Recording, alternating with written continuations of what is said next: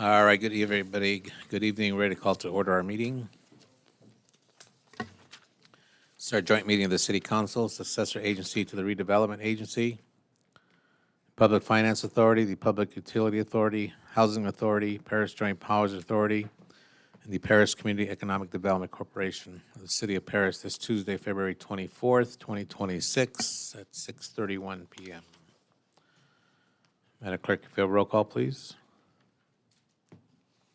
Mayor Pro Tem Corona, Present. Councilmember Robb, Here.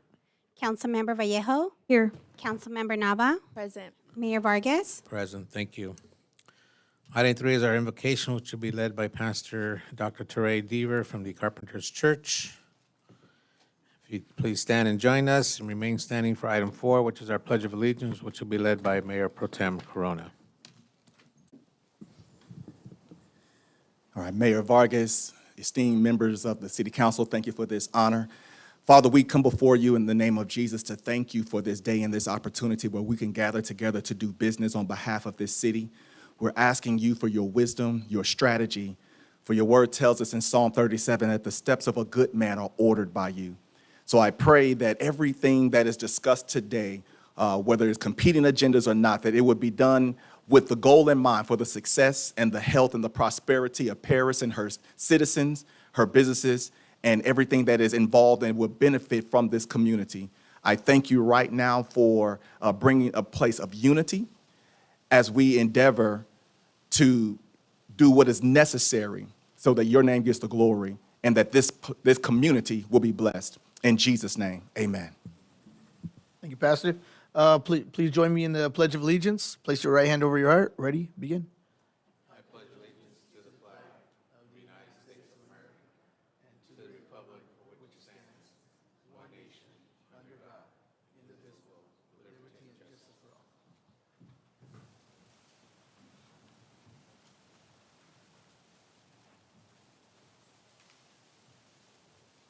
Item 5 is our report on closed session items. Attorney Soltani. The council met in closed session pursuant to Government Code Section 54956.9D4 to discuss 3 cases. No reportable action was taken. The council met pursuant to Government Code Section 54956.9D2, and the council authorized initiation of 1 litigation. Thank you. Thank you. Item 6, presentations and announcements. 6A is the annual public safety update provided by the Riverside County Sheriff's Department. This will be introduced by our Assistant City Manager, Ernie Reyna. Thank you, Mr. Mayor and members of the City Council. For this item, we'll have our Captain Lamb make this presentation.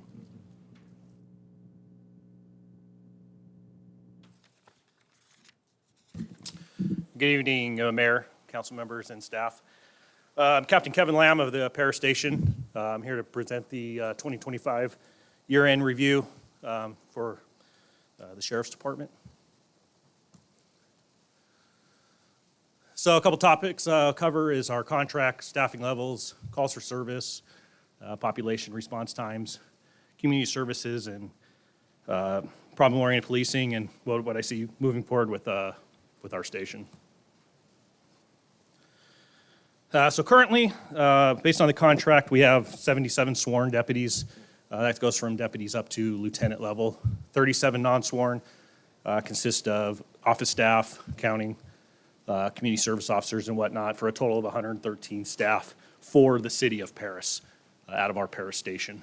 Current contract calls for 170 patrol hours per day, which is broken out into the different shifts, and current budget is just over $24 million.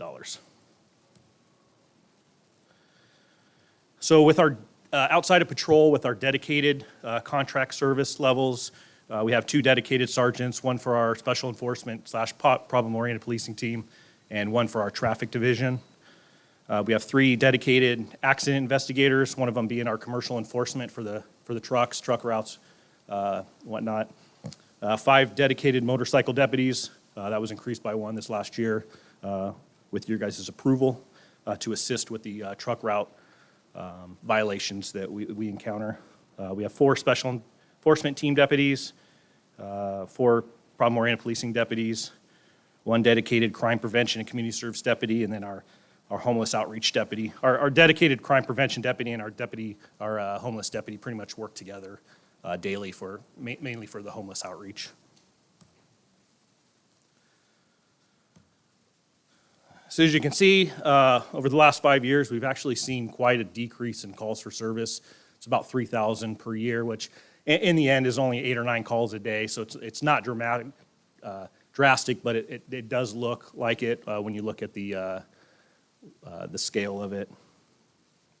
So last year we handled just under 48,000 calls for service. And breaking it down compared to 2024, 2024 was the blue line, 2025 the orange. We did see quite a decrease over the last few months of last year. I'd probably attribute that to just the political climate that was going on here in the city. Response times, on the left, priority ones, those are emergency, life's in danger, that we need to get to right away. So when you see our units rolling code 3, they're going to a priority 1 call. So we kind of hold steady in the 6-minute range. Priority 4 is generally you wake up and your car was broken into the night before. It's a low priority. So we're just under an hour on those. Within our community service division, got the 2 dedicated deputies, 1 CSO. We currently have 22 volunteers and 8 mounted posse members. Within our crime prevention, we continue to work with CityNet on housing the homeless. We have our community partners. We work with code enforcement daily. We're still doing off-road and vehicle enforcement. Seems to have slowed down a little bit in the city, but I see it picking back up lately. We've been doing an operation for that here shortly. Shot spotter is still key for us. Our flock cameras are still an amazing tool and asset, for us and on our investigations. And our new drones, the new drone that we have for our drone as a first responder program that we're running. Some of the bigger things we did for the community, we did our annual shop with a cop. It's kind of our biggest event of the year. Just about 30 kids. Got to go to Walmart and do some shopping for the day. We have our national night out. We do several breakfasts with the cops, lunch with the cops, coffee with the cops. We invite any business that wants to participate in that to do it. We have one coming up just at McDonald's. But any business is more than welcome to reach out to us if they'd like to do that. Explorers, these are our young men and women that aspire to potentially be police officers, sheriff's deputies here in the future. We've got about 30 right now. They help out at every function that we do within the community. They also do Explorer competitions here in the state, Arizona, Las Vegas. And as you can see with those big old trophies, we tend to clean house everywhere we go. So it's kind of nice. So again, our POP team has our 8 dedicated deputies and a sergeant. Our traffic team, the 5 motors, accident investigator, commercial enforcement, and a CSO. So as far as our drones for first responders, we were the first city in the sheriff's department to purchase this program and go live with it. We went live around mid-November. We've got up to about 15 pilots trained on it, and it's already been successful in apprehensions and in getting that bird's eye view when the helicopter's not available of what's going on. So that's just kind of some quick pictures we took with it. Shot spotter, we had 213 calls last year, just a couple more than the year before. This is, another piece of technology that you guys have approved. It's a huge, huge advantage to us here in the city when these shots go out. We had a great deployment today when the shot spotter went off, sending that drone over. And we were there within minutes. The 2 pieces of technology worked out very well, and I think it's a huge benefit for the citizens here in this city. Those are just some of the big events we had in 2025. We continue to do them year after year. Looking ahead, I'd like to expand the drone program to, it operates off a docking station, but it's limited to where it can go within the city. And the way the city's kind of linear and built, potentially additional docking stations down the road to have more drones to launch to these calls for service. And that's all I've got. Anybody have any questions for me? Thank you, Chief. Counsel, Mayor Pro Tem. Yeah, great presentation. I know recently in the news with everything that's going on, people have been wondering about the flock cameras and which agencies do you share this information with? I know that oftentimes you share with local municipalities because obviously a stolen car could be crossing city boundaries, but do you Correct. also It's- share those with federal agencies? No federal agencies. It's only local cities. It's kind of like social media. You request to be my friend, I request to be your friend, and we've got to accept it. So we only share, and we only share certain things with other agencies, police departments, sheriff's departments, no federal agencies. So absolutely zero federal agencies are involved with the Zero. And anytime, I'll say a deputy puts in a license plate, say we're working a robbery investigation and we put in that license plate to see where it's at, where it's going. There has to be a case number, there has to be a reason. There's all kinds of criteria that they have to answer before they can even run that search. And then we do audits. I, as the captain, do audits for my station of what's being searched and why and whatnot. Okay, great.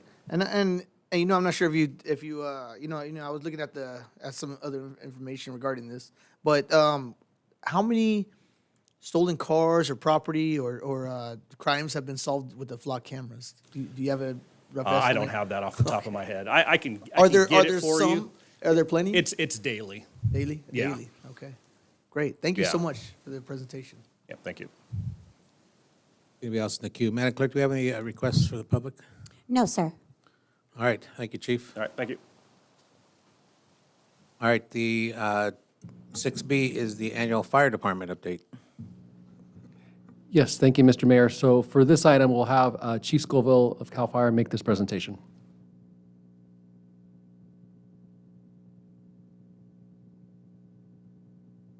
Good evening, Mr. Mayor, council, and city staff. This is your 2025 annual report. As you can see, you guys contract with Riverside County Fire Department, which contracts with CAL FIRE. It's a long ordeal. However, at the end of the day, you'll see this patch running around all of your city, running all of your 911 calls and medical aids. I'll start out with our downtown station, Station 101. We have one captain, one engineer, one firefighter on duty every single day. They are an ALS piece of equipment, meaning that there's paramedics on it, and every 911 call that's made in the downtown district, this apparatus will go to. We have our North Perris station, which is where we have our Quint or our ladder truck. That has one captain, one engineer, and two firefighters on duty every day. That is a BLS piece of equipment, meaning that there's not paramedics on it. However, at that station, we also have a squad. Squad 90 is an ALS piece of equipment. It has one engineer and one firefighter paramedic on it daily. At that fire station, there's six total personnel on duty every day. And new to the city, the South Perris Station 105. I am excited for this. This is something that 5 years ago we started this task as a planned need. We were able to accomplish this, get this temporary station in Councilman Corona's district. We actually walked around. This is the temporary facility. We walked around and knocked on tons of doors. However, I think 3 or 4 people answered. It was a Saturday, people were relaxing. It's no big deal. But we did try and get out there to do some community engagement and let everybody know that a squad was going to be running out of a residential neighborhood. This is unfounded for our department. We've never done something like this, but it was something that needed to be done. We needed to take care of that south side of Perris. And in doing that, we put a medic patrol there. That medic patrol, as you can see, my fellas and myself right in front, right there in the driveway, by putting that in service within 1 month, we have changed the venue from the city of Menifee to the city of Perris, running more calls in the city of Menifee than Menifee runs in the city of Perris. We knew that was going to happen. That was the goal, and we've achieved that goal. Now let me get into a non-temporary station, or some of the timelines involved in this. So on 11/1, we came to the conclusion that we needed to rent a house. We rented a house in the Green Valley community of Perris. It took us 2 months to set it up. We had to set up a fire station. We had to put radios into a house. We had to make sure that it was feasible because it's a public area now. We needed to make sure that everybody could go inside. There's fire extinguishers mounted. It was a tremendous amount of work. It took us 2 months to get it done. The first call for service was a seizures call. The incident number on there is it should be 100,627, but it's no big deal. That was my math error. But that was the first call that apparatus ran on the first day it was opened. The land for the permanent station has been acquired. The design has been completed. The RFP for construction is being prepared. And we believe, we hope, we cross our fingers that construction will begin in the summer of 2026. This is an exciting time for the city's fire services because that third station brings us up to the par that we need to be at. Our total calls for 2025 was 8,999. We had a 4% decrease in call volume. I'll get into the next slide. We'll show you guys a little bit of why that decrease happened, and I have some accolades to throw out to the staff as well as the Sheriff's Department. There are a total of 33 firefighters assigned in the city. So that's not on duty every day. That's just who's assigned in the city. That's the bill that we send you. You pay for 33 of us. There are 11 firefighters on duty every day between the 3 stations and the 4 apparatus that the city now has. When I first came here to the city, we had 2 apparatus running. In 2023, 8,560 calls. Could you clarify? Yes, sir. 11 per 24 hours? 11 per 24 hours. Got it. So our average call volume in 2024 was 6.4 calls per apparatus per day. And in 2025, we dropped to 6.2 calls. The goal is to keep our call volume per apparatus at about 8.4 calls per day. So we're there. We got a little bit of cushion right now. So the 2020, I'm sorry, I copied an old slide. It's actually 2025, but the information's correct. For 2025, we ran 6,913 medical emergencies for 76.8% of the call volume that we have. That is down 31 calls from 2024. What that's attributed to is our dispatching system. Our dispatching system has now gone into a tiered dispatching system, so our apparatus may not be going to a mental health facility on the corner of Ramona Expressway and Perris Boulevard every time as a drop-off center. So now we will only send an ambulance. So our apparatus aren't responding to those calls, and it's not a call that's ticked towards us for call volume. 755 traffic collisions, which is 8% of our calls. We're down 34 calls from last year. I'd like to attribute that to your guys' continuing support of the Sheriff's Department and putting in another motor officer. I think it slows down everybody. I think people understand that there's plenty of officers out there to make sure that people are running, keeping their speeds down. 540 false alarms, which was 6% of our call volume, which is down 86% from 2024. I'd like to attribute that to Mr. Caballero and his team working towards the business inspections and ensuring that those business inspections are getting done on an annual basis, which then makes sure that the alarm companies and all of the other ancillary equipment that's installed, that's connected to the alarm systems, are actually visualized and inspected on an annual basis. And that drops us down 86 calls, and that's an amazing feat. So again, our total call volume for 2025 was 8,999. Our commitment to the city of Perris is protecting lives and property. It will and always will be. And we are proud to be a partner with you and the city, and we'd like to continue that for years to come. I'd like to close this presentation out. Tragically, on 12/31, the mayor closed the last city council meeting, or one of the city council meetings, in memory of. But I'd like to close out this presentation in memory of engineer Danny Cook. He was an engineer for you guys at the North Perris Fire Station, and he tragically ran his last call on 12/31/25. Thank you very much. Is there any questions? Thank you, Chief. Madam Clerk, do you have any questions to speak from the public? No, sir. Council, anybody? Mayor Pro Tem? Yeah, great presentation. I definitely appreciate you going out to the community and walking.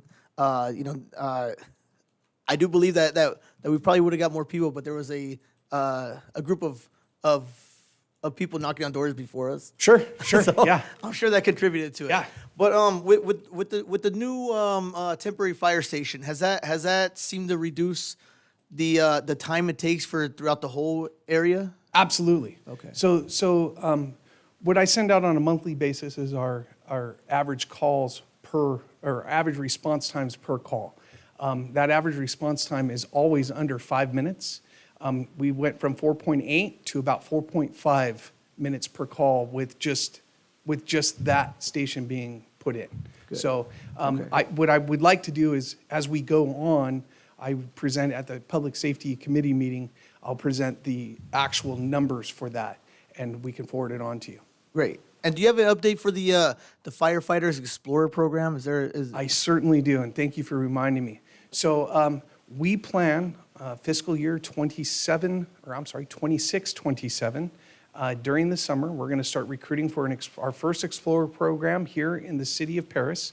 We're going to start doing outreach with the school, Orange Vista High School. They're going to start there because they have an ROP program there. We're going to start there, and we're going to start migrating everybody in.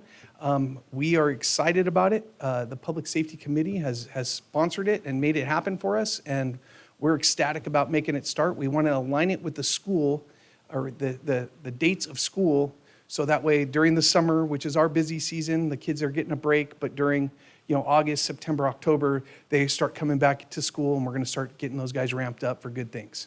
Okay. And if you're not a student of Orange Vista, then you have to wait? No. We're going to put the apps out everywhere. Just Orange Vista is going to be the nucleus of everything, Okay. just because of that. But we Okay. will be going to Paris. So it's going to be High after school? It's gonna be- Absolutely. okay. Gotcha. Thank you. Yeah, no problem. Thank you for reminding me. Anybody else? All right, Chief, you're off the hook. Thank you. Okay, thank you very much. Item 7 is our Youth Advisory Committee communications. This report will be given by Shaina de las Alas, our Vice President.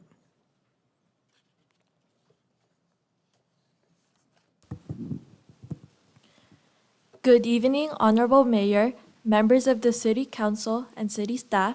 My name is Shaina de las Alas, and I am honored to serve as the Vice President of the Youth Advisory Committee. I am pleased to provide several updates on behalf of YAC. Tomorrow, Wednesday, February 25, the Public Services Department will host a Motlog Scholarship Workshop at the Statler Youth Center from 5 p.m. to 6 p.m. We encourage eligible students to attend this informative session to learn more about scholarship requirements, the application process, and tips for submitting a strong application. Our next YC meeting will take place on Tuesday, March 3, from 5:30 p.m. to 6:30 p.m. in the council chambers. We welcome youth who are interested in leadership, civic engagement, and community service to attend and learn how they can get involved. In addition, YAC will be assisting at the Pet Parade event on Saturday, March 7, 2026 at Paragon Park, as well as supporting the Palms Elementary Car Show event at Palms Elementary School. Lastly, the YAC application for the 2027 is now open, with a deadline of Friday, May 1, 2026. Space is limited, and we encourage eligible youth to apply and take part in serving their community. As always, we encourage our community to stay safe, to stay engaged, and stay connected.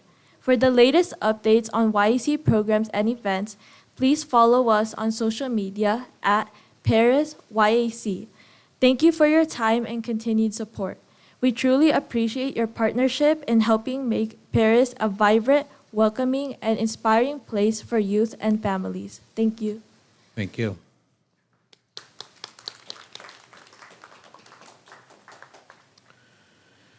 All right, moving on. Item 8 is our public comment. This is a time when any member of our community may bring up a matter to the attention to the mayor or the council that is within our jurisdiction but is not listed on our agenda this evening. Madam Clerk, do you have any requests to speak? Yes, sir. J.C. Franco?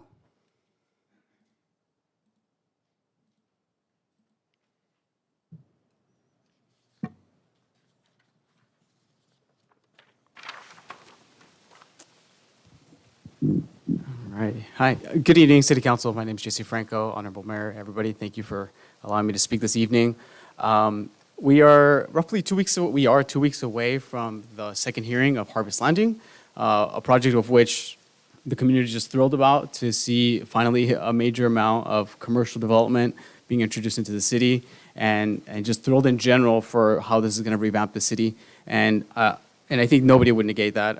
However, I do believe that it is our onus as a community, as a city council, to provide the most amount of transparency possible for this project.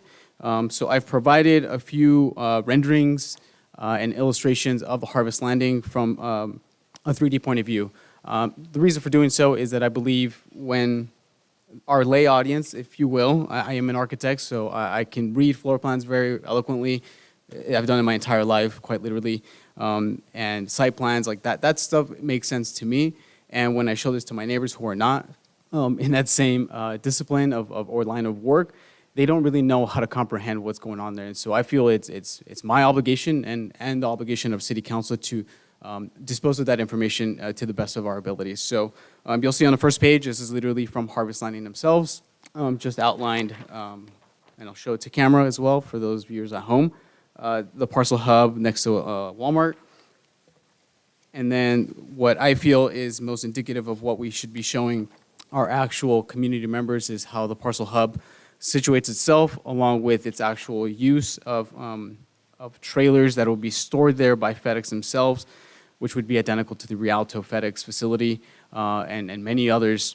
It isn't something that is necessarily depicted in any of the renderings from the developer for whatever reason. I'll show yet another image, which is the third one listed here, of how they would be seen from the 215 and Nuevo exit for a community. Sorry, everybody, I wish I could show everybody back here too as well. And so these illustrations and that I took my own time to put together, I feel should be dispersed either by City Council or requested of from the actual developer themselves. That's my first initial item. And with the time I have left, I want to just illustrate also a line of respect to a community. I think while the developer isn't necessarily filibustering when they come and introduce their project, which they deserve the appropriate amount of time to show what the project is about to the community, it also is slightly irresponsible to take over the entirety of the meeting and limit the amount of time that the community is actually allowed to respond, limit your time to digest the actual project itself, and then make informed decisions about. So I think all of this is just to provide the most amount of transparency for our city, for our community, and I thank you for your time. Thank you. That is all. All right. Item 9 is approval of the minutes. 9A is consideration to approve the minutes of the regular joint meeting held on February 10th, 2026 of the City Council and all the other entities as listed on the agenda. Is there any public comment for this item? No, sir. All right, Council, nobody has any comments or questions. I'll entertain a motion to approve. A motion by Mayor Pro Tem Corona, second by Councilwoman Nava. Please call the vote.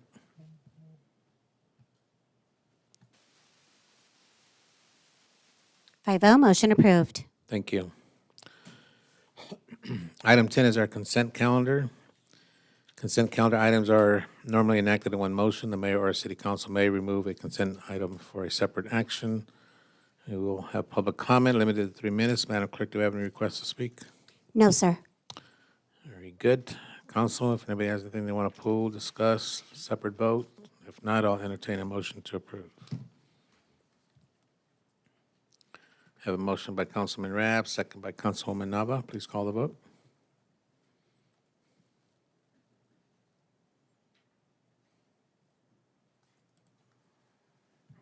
Five oh, motion approved.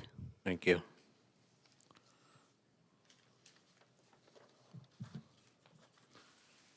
Item 11 is our public hearings. 11A is a consideration to adopt proposed resolution number next in order, specific plan amendment SPA 22-05280, financing tentative partial maps 22-05279, TPM 38576, and 24-05150, TPM 38985. These are conditional use permits, CUPs, 22-05295, 24-05141, and 24-05142. And development plan reviews, DPRs, 22-00028 and 23-00021.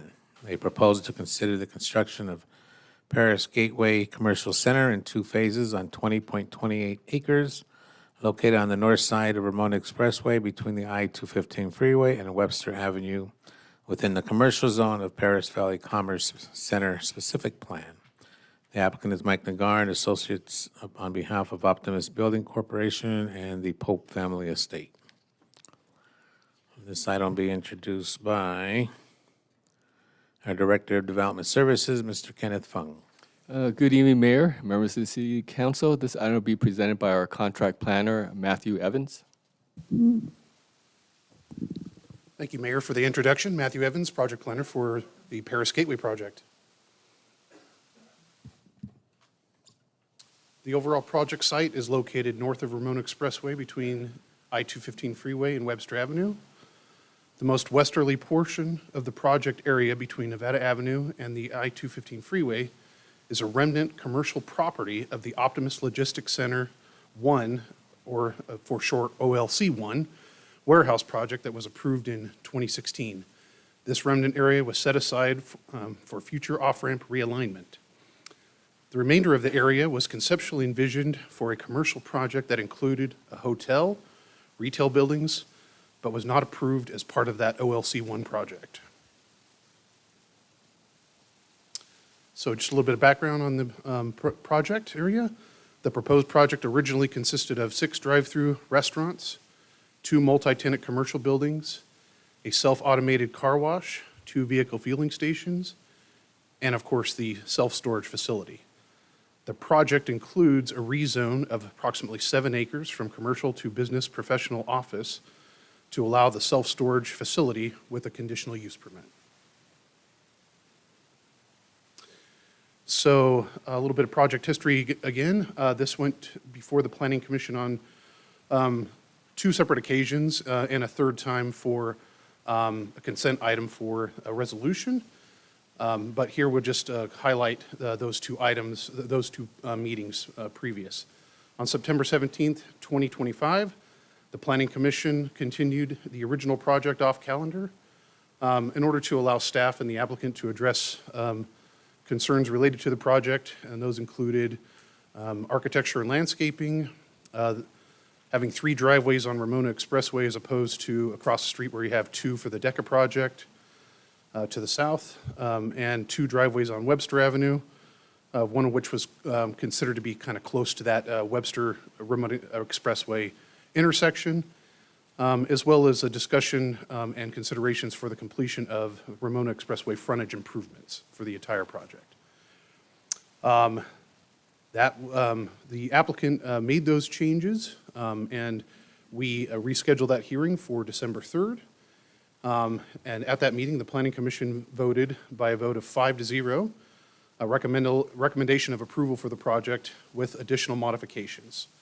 Those additional modifications include removal of the two drive-through facilities within Phase 1, east of the self-storage facility, which the developer supports, removal of one additional fast food drive-through use, and a removal of a vehicle gas station at the southeast corner of Webster Avenue and Ramona Expressway in Phase 2.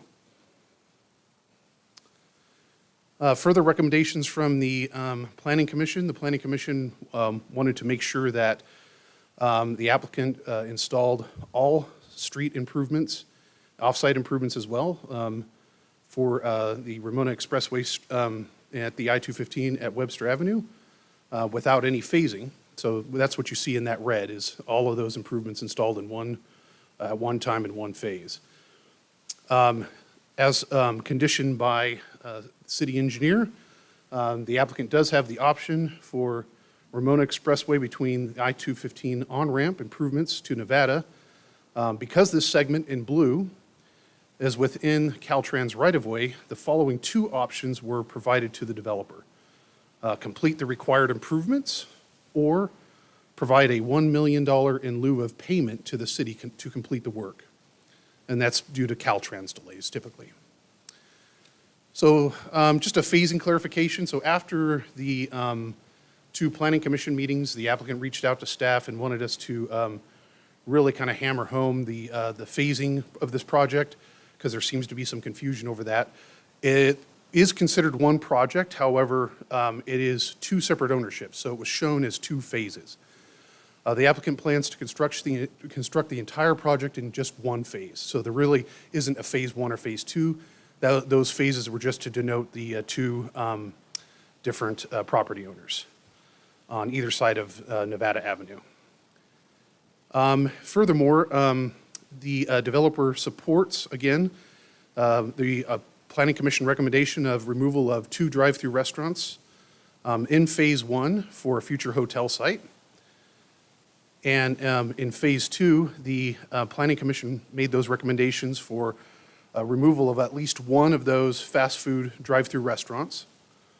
And the Planning Commission also recommended the removal of the gas station. Those two recommendations the applicant opposes. So here's a perspective of Phase 1. So as you can see, there are those two fast food restaurants in this perspective. And again, as recommended by the Planning Commission and agreed upon by the applicant, those are no longer in play. Those are will be removed from the site plan and is shown as a future hotel site. So again, back to Phase 1, here you have the Maverick Convenience Store and Fuel Station. It is highlighted in that red box on the site plan just off to the right. That's a Maverick branded gas station. Phase 2 is the self-storage facility. This elevation that you're looking at is a west elevation from the I-215 on-ramp. As you can see on the site plan, it's outlined in red. This sits right next to the I-215 freeway, just to the west of the remainder of the project. It's Phase 1. Again, back to the self-storage facility. So you have really two product types here. You have a single-story storage unit and a three-story self-storage unit. The three-story elevation is what you see here. As you can see, it's adjacent to, or close to, I should say, I'll get into that in just a minute, the I-215 on-ramp from Ramona Expressway. And then here is that one-story storage unit that you see here. These are 14 feet tall, and I'll show you something that kind of shows how that looks. So here's a line of sight perspective from the 215 freeway. So as you're driving northbound on that on-ramp to get onto the freeway from Ramona Expressway, what you'll see here is a 10-foot tall decorative screen wall adjacent to the I-215 on-ramp. You have a total of about a 135-foot setback between that lane and the building. And as you can see here, you will see a portion of that, the majority of that three-story storage building, as well as the very tops of those one-story self-storage buildings, about 4 feet above that wall. And that's kind of illustrated in blue. So on to phase 2. This is the Pope family property. The first building we've kind of highlighted here in red on the site plan is the multi-tenant building. And this is just a perspective, aerial perspective of that. So again, there's that multi-tenant building. Just to give you kind of an idea of what that looks like, there is outdoor seating and outdoor areas in the front of these buildings for people to gather. These are areas where restaurants can have outdoor seating or just tables and outdoor furniture for people to lounge and relax. And here is the specific architecture for both of those buildings, the 2 buildings. So this project also includes a self-automated car wash, and here are the building elevations for that. This car wash is located just to the east of that multi-tenant building. And here we have the drive-throughs. There are 4 buildings shown, obviously as proposed by the Planning Commission. One of these buildings would not be a drive-through, so you would still have 4 buildings, but just 3 drive-throughs as proposed by the Planning Commission. And all of these are located on pads adjacent to Ramona Expressway, as you can see highlighted here on the site plan. Environmental determination. An environmental impact report was prepared with a notice of availability for a 45-day public comment review period.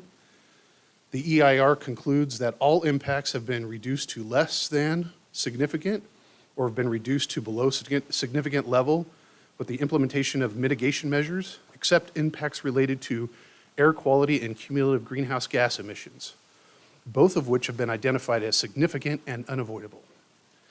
Adoption of a statement of overriding consideration for air quality and GHG are required in order to approve the project. A total of 3 letters were received during that 45-day review period. None of them raised any CEQA issues. They were all information letters. And staff, since the posting of the agenda, has received 3 letters. They should be in front of you. 2 are in support of the project. 1 is opposed.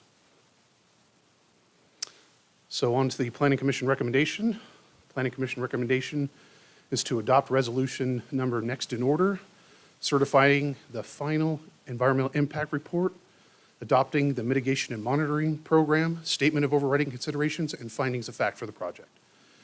It also includes a second resolution approving the project, the specific plan amendments, the tentative parcel maps, the 2 tentative parcel maps, the conditional use permit for the self-storage facility, the conditional use permit for the 3 drive-through restaurants in phase 2, a conditional use permit for off-sale beer and wine sales at the Maverick convenience store, in conjunction with the site plan and development elevations.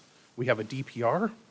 We have 2 DPRs for each phase for the entire Perris Gateway Commercial Center, based on the findings contained within the resolution, subject to conditions of approval, which include, again, removal of 2 drive-throughs in phase 1 to accommodate a future hotel, and removal of 1 drive-through and the gas station and associated convenience store in phase 2. So I should have said phase 1 for the hotel, phase 2 for the drive-through and the associated C-store with the gas station. And that concludes staff's presentation. The applicant is here and would like to speak to the proposal as well. Thank you. Thank you, Matthew. All right. Mr. Nagar, you want to make your presentation? Good evening, Mayor, members of the City Council. Forgive the headphones. The Dodgers are playing the Angels, and I wanted to make sure that I can track the game while I'm giving my presentation. You guys are all looking at me like I'm serious. That's a joke. But I want to thank. There's a little feedback. I want to thank staff, your IT staff for helping me be able to hear tonight. I'm getting a little feedback. Excuse me. I also want to thank the Planning Commission. A lot of work went into working with the Planning Commission, 3 meetings, 2 ad hoc committee meetings. We also worked diligently with staff for just about 5 years on this project, and we'll speak a little bit more to that later. But I did want to thank them because it's been a long and winding road. We have a whole team here tonight to give the council information as they may desire. I'd just like to introduce them real quick. No need for them to stand or anything, but we have Jim Zimmerman from the Zimmerman Group, who prepared the fiscal impact analysis. We have Chris Redrick, who is our broker, who's going to give you a leasing update and answer any questions regarding hotels and what leases that are pending. We have Brandon Loftus from Stacks Up, who will be our self-storage developer. We have Brandon Dedman from SMS Architects, if there be any architectural questions.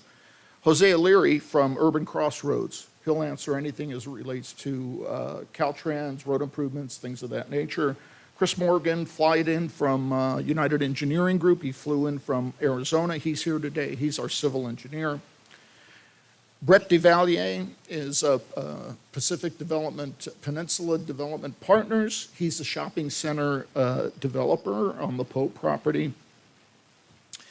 And let's see, we also have Kevin Dice. He's with Maverick. He's come in from Utah today.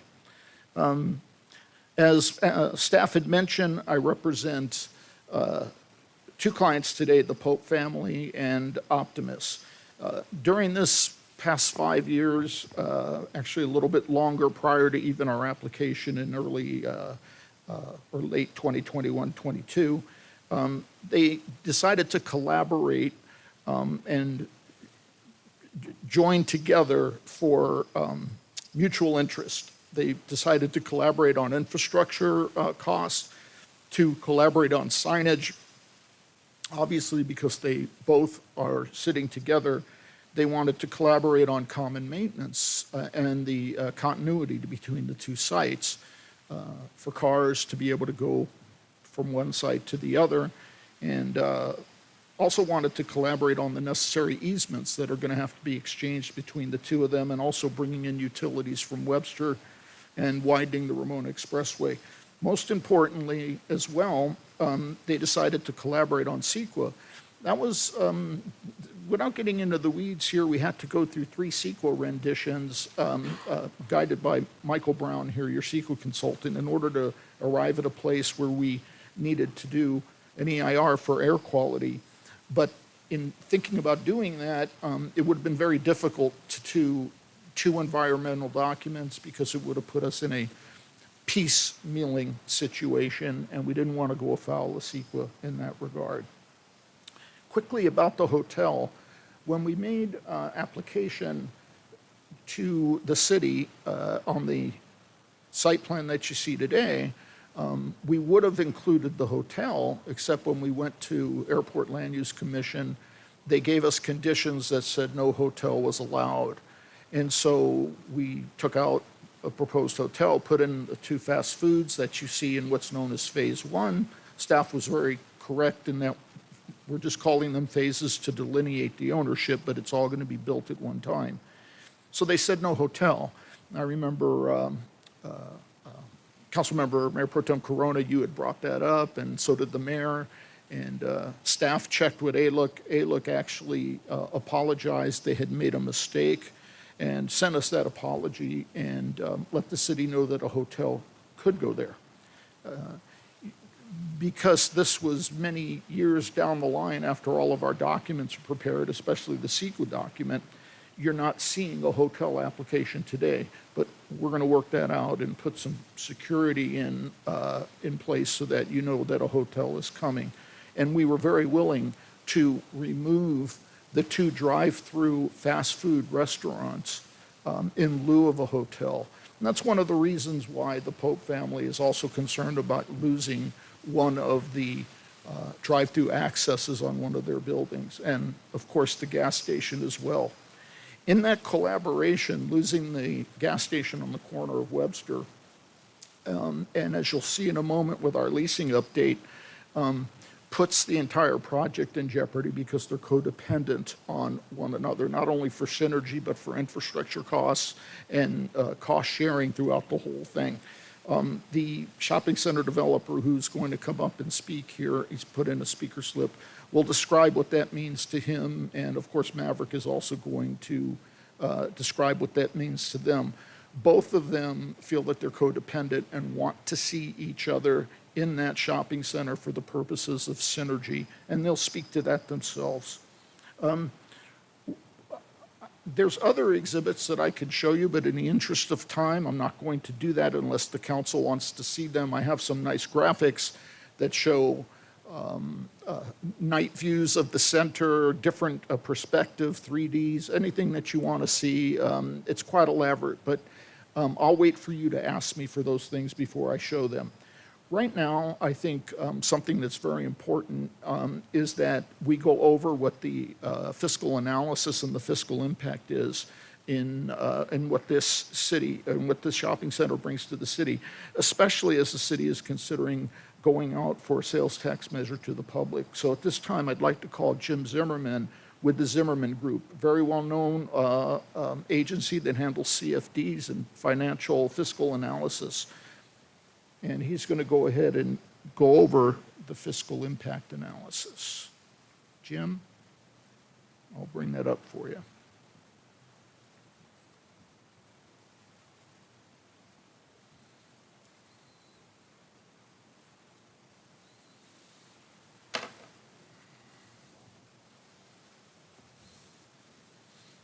That should be on your screen.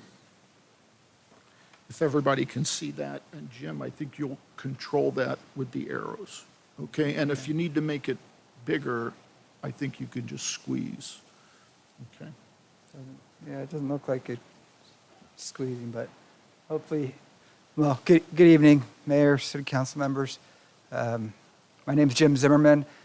As Mr. Nagar mentioned, the applicant asked me to put together really a portion of a fiscal analysis which focuses primarily on just the major tax revenues that will be generated by this project upon build-out.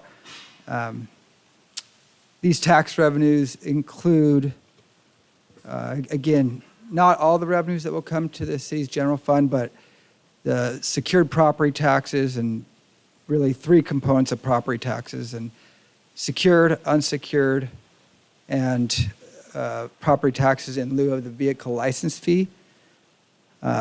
This summary on table 1, well, I'll go into each item a little bit more as we flip through the tables. But in addition to the property taxes based on the new assessed valuation that will be created, there will be tax revenues from the city's public safety CFD listed here, CFD number 2001-3. And the major tax revenues will come from the proposed hotel, the transient occupancy tax, or TOT. That will generate nearly $300,000 in annual tax revenues to the city. Sales taxes is the other largest component. That's projected to generate $250,000 annually to the city. And just these 6 tax revenues are estimated to generate, after build out of the project, almost $710,000 a year.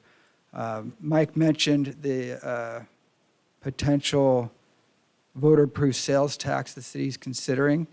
If that were to pass, that's another $250,000 annually that would be expected to come to the city. And so that puts sales tax revenues and these other tax revenues at almost $1 million a year in tax revenues to the city's general fund, which is clearly significant. The last item on this summary table is just the job creation. I'll note that I'll talk about it again on table 6, but these are just permanent jobs. This is not including construction-related jobs that will be created by the construction activity on the project. So table 2 is just a source information for assessed valuation. And what that is it shows essentially the construction value, estimated construction value for each of the product types. The hotel, retail, self-storage, as well as the land value. And the bottom line here is that after build-out, the project is expected to have an assessed value of approximately $64 million. And this $64 million number is really what goes into this next set of tables, which this top table shows, if you're familiar with the general 1% property tax, it's broken down among several agencies. I've listed here in red the portion that goes to the city. And it's about 9.5% of the general 1% property tax. This 64 million will generate about 60,000 a year to the city. What I've also done is shown, because I think it may be of interest to the council, is that these highlighted rows in gray are what stay local to the school districts here. So in addition to the 60,000 that will go to the city, approximately 390,000 will go to these local school districts. And that's a significant benefit to the community. These next smaller tables show the first is the unsecured property taxes, which is in comparison is insignificant, but it's about $3,000 that will be generated. The property tax in lieu of vehicle license fee, that's one of the city's largest tax revenue line items, and it is also based on assessed value for properties. That's expected to generate about $65,000 a year once the project's built out.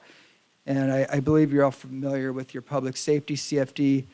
At this point, it's for a project like this, it taxes on a rate per acre basis, nearly $1,600 an acre, which is about $32,000.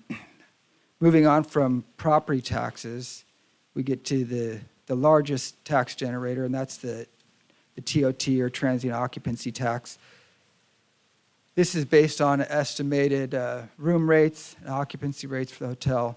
There's 93 rooms, and with a $125 average daily rate and a 70% occupancy assumption, that's $2.97 million in annual room revenues.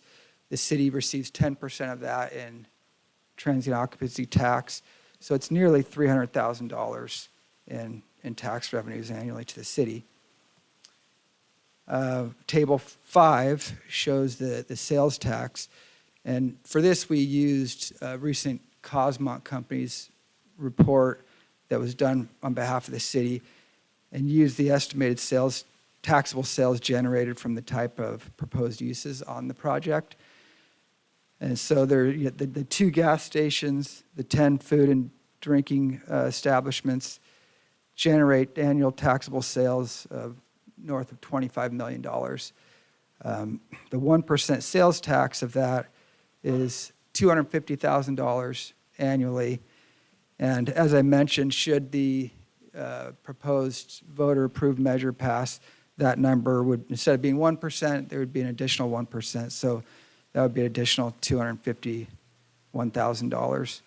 And lastly, the not a revenue, but I think of interest to the council would be the jobs that will be created. We estimate, based on the assumptions noted here, for this type of hotel, 8 employees per 10 hotel rooms, 1 employee per 500 square feet of retail space, and then 3 employees for the self-storage facility would generate approximately 155 full-time positions upon build-out. And again, this does not include the construction-related jobs to build the project or all the economic stimulus that would be generated from that activity. And with that concludes the explanation, the calculation in the table, but happy to answer any questions if there are any. Thank you. We're going to let the applicant continue on. At this point, I'd like to call up Chris Frederick, Strategic Retail Partners. He's the project's broker. There's been quite a bit of leasing activity. He's going to show that to you and give you some background. And let me bring his information up. Chris?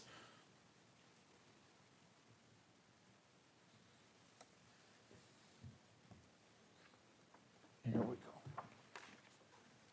Good evening, Mayor, City Council members. Thank you for having me tonight. I'm Chris Frederick. I'm a commercial real estate broker.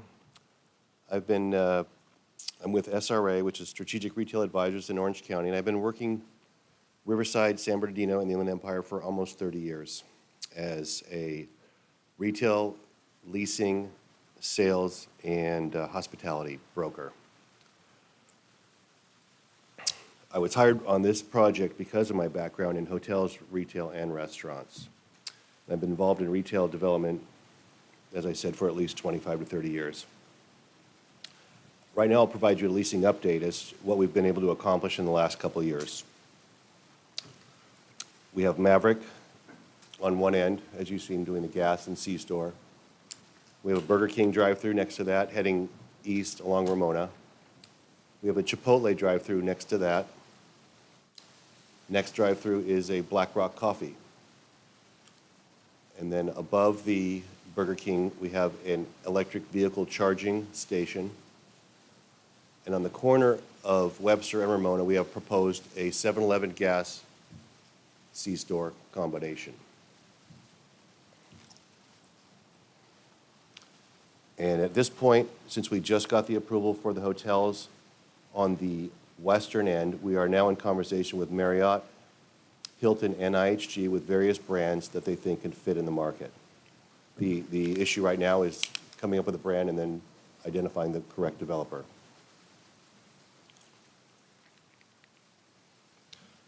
Most of the leases that are, pretty much the majority of the leases that we have on the table now, including the 2 gas stations, are subject to the gas stations being part of the project, and that's primarily because of the infrastructure costs and the traffic that they drive to the center. Gas stations are the highest traffic generator in a freeway commercial site.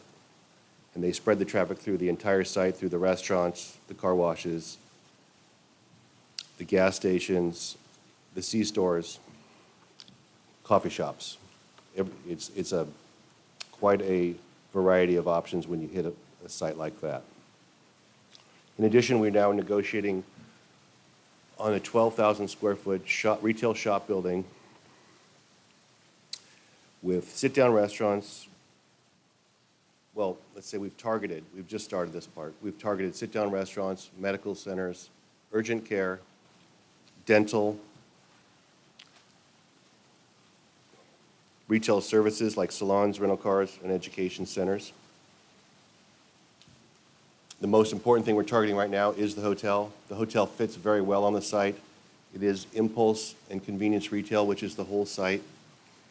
And hotel customers want to be next to the gas station, first thing in the morning, the restaurants, the coffee shop, and the C-store, or even in the evening for the same exact reasons. When I first started on this property, approximately 7 years ago, we had focused on destination-type retail. Destination-type retail is a planned visit to a specific location, like a mall where you're going to, I don't know, a Best Buy or a Nordstrom. And in the last 5 years, retail buying habits, or let's say 10 years, retail buying habits have significantly changed. At that time when I first started on this, 1 in 5 Americans were buying online. And now we're up to 80% of Americans buying their retail goods online. So the site itself began to speak to us, and it became clear that it was a freeway commercial impulse site where people would stop on spur of the moment, unplanned trips, again, to explore all the variety they can. If I'm going to get some gas, I might get some coffee, I might get some pizza, I might get a taco.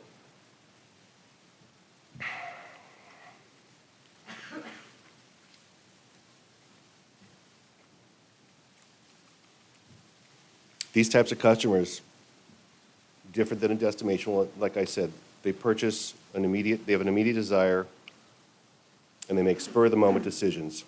There's limited consideration as they are approaching the freeway, and most likely going to get on the freeway and travel. And the most interested tenants we've had brought to the table at this point are the gas stations, hotels, coffee drive-thrus, restaurant drive-thrus, and the car wash. Leasing interest has been very strong, including the EV charging. So that's my basic leasing update. If you have any questions, I'd be happy to answer them. I've been on the project for quite a long time, and I'm very familiar with it. Thank you, sir.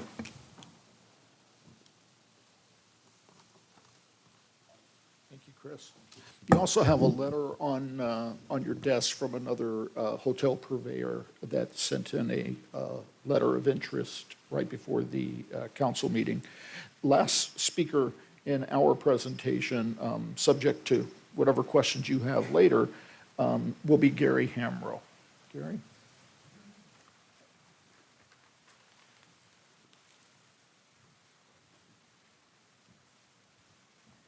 Good evening, Mayor and council members. I think you all know me. My name is Gary Hamrow, and I'm really pleased to be here tonight.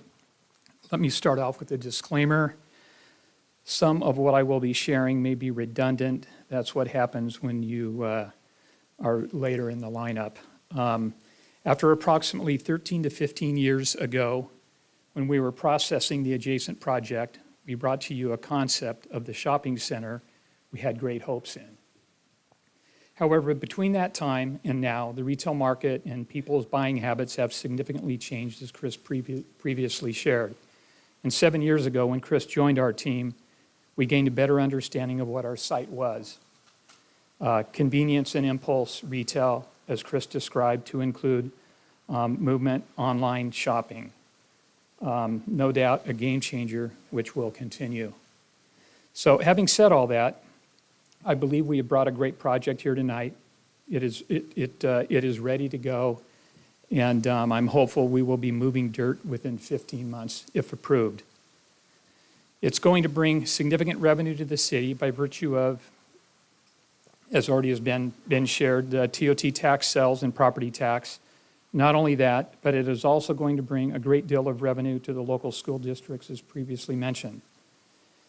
I know you have a sales tax measure you are contemplating putting on the ballot this evening, and I fully support that measure, and I'm glad that our project would contribute significant revenue to the city of Perris. One last, last but not least, I want to take a moment to address an important question. Why did it take so long? And I timed myself on this, so hopefully it'll take about 3 minutes, but I'll run through it quickly. In the first 3 years, approximately 2012, 2013, we were introduced to the property, went under contract with the property owners, and began the entitlement process. Years 2013 and 2015, we went through 2 entitlement consultants that landed us nowhere. In 2015-16, we were introduced to Mike Nagar, and had to restart the entitlement process. I could go deep there, but I won't. In 2017, we formed a partnership with the Pope family to develop both properties, combining their 10 acres with our 10 acres to master plan the properties for CEQA and planning purposes. 6 months later, my partner, Kelly O'Lawson, lost his father and my mentor, Willard O'Lawson, founder of Optimus, unexpectedly. It took 18 months to resolve trust and estate issues.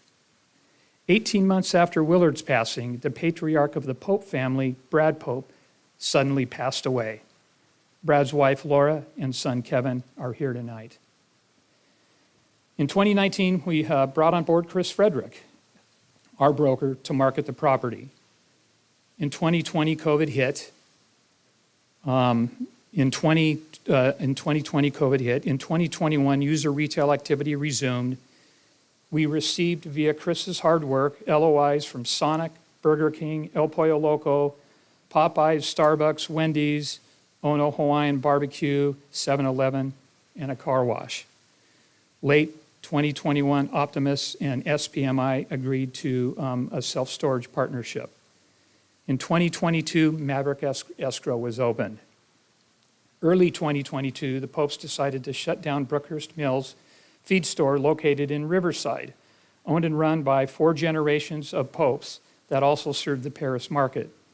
Meantime, the Popes received an unsolicited offer to lease the Brookhurst property for 15 years.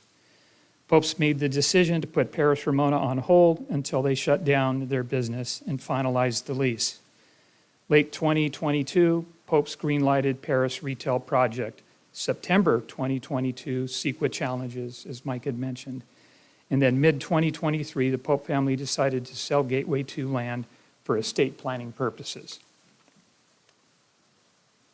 Late 2024, early 2025, our broker, Chris, brought in Peninsula Retail Partners to purchase the Pope property and assist in master planning both Optimus and the Pope properties. And of course, here we are today. I will conclude by saying it's been a long journey, to say the least. No one knows that more than us. We never stopped working. We kept our word.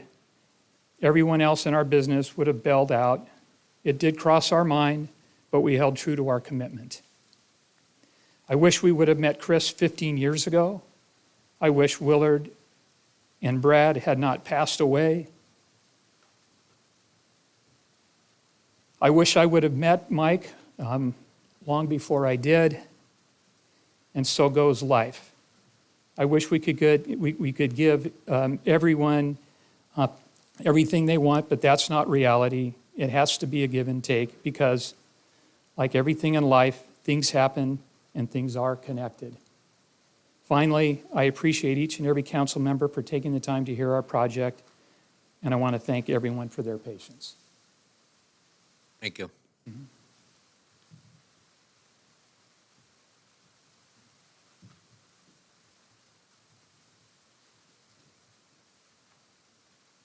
Matthew, are you done? All right, Council. Anybody have any quick questions before I open up the hearing? Going to open up the hearing at 7:42. Madam Clerk, do you have any requests to speak? Yes, sir. Brett Del Valle.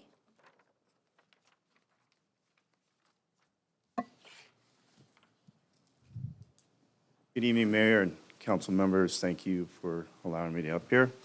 My name is Brett Del Valle. I'm with Peninsula Retail Partners. I am the developer for Phase 2. I've been developing for almost 30 years. Have a few projects here in the city of Perris now. I'm here to support the project, Phase 1 and Phase 2, and also support the Maverick gas station, as well as the gas station proposed on Phase 2. I'm here to answer any questions if you have any. Thank you. Thank you. Adriana Ochoa.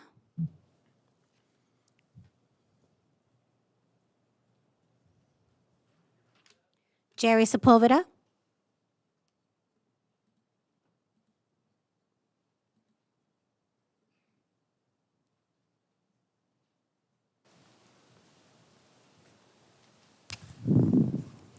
All right, good evening. Good evening, Honorable Mayor, council members, and staff. My name is Jerry Sepulveda, President of the Perris Valley Chamber of Commerce. I'm here to express the Chamber's strong support for the Perris Gateway project off Ramona Expressway. This kind of smart revenue-generating commercial development our business community has been asking for. The project includes retail, restaurants, fuel services, self-storage, 93-room hotel, the possible 700 to 900,000 with the taxes that it would generate. All in all, the commerce that would be coming in onto this property, we're very much in favor of. We sat down with the developer multiple times to kind of go over the project. Definitely the hotel was the one that we were advocating for. And so now that it's back on the table, we're strongly recommending to approve. So thank you so much for your time. For clarification, does the chamber support this project more or the one from 10 years ago? I wasn't here 10 years ago. But the chamber was, but they, okay. All right. That board's no longer here. I don't know. Okay. I don't know what the chamber supported 10 years ago. Okay. Thank you. Yeah. Thank you so much. Thank you. Kevin Dias.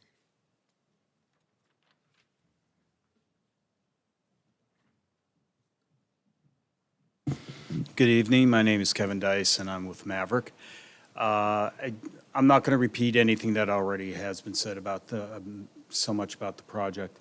The one thing I did want to speak to is the elimination of the second gas station. We don't have a problem with the second gas station. This is something that we look at as a business decision. We provide a certain product that is a very good product, and we compete very well across the street, next door, down the street, whatever, with any other type of gas station. So, you know, the idea that the area is saturated with gas stations is really not so much the number. It depends on the product. We provide, like I said, a very good product. So if you would think about, you know, adding that back in, we do not have any opposition to that, and I would even support that idea. So thank you. Thank you. Marwan Alabasi.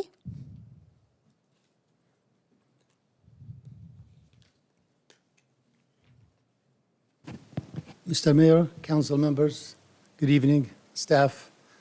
Thank you for the time. I'm also a developer. I started in Paris 21 years ago, so I love development. I have several projects right now in Paris, but I'm really confused. The two planning commission hearings we had and this one is to what is the project? We just got a little square now saying hotel. 2 months ago, there was none.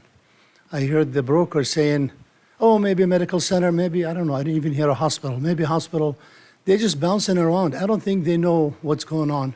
What we're going to end up is what we did 10 years ago when I stood here and supported the Ferguson warehouse, and we ended up with nothing. And now they're coming back with 2 gas stations, and that's all you're going to get, by the way, because that's, as the broker said, that's a hot item. So they're going to build 2 gas stations. So the project is really a bad project, but I think we have given enough information to support that, and the rest is up to council. My biggest problem is really the traffic.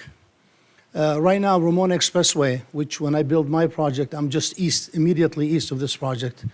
21 years ago, I was conditioned to widen Ramona Expressway to 4 lanes.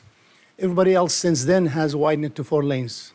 At the first Planning Commission hearing, they did not propose to widen anything. At the second hearing, they accepted to widen up to Nevada.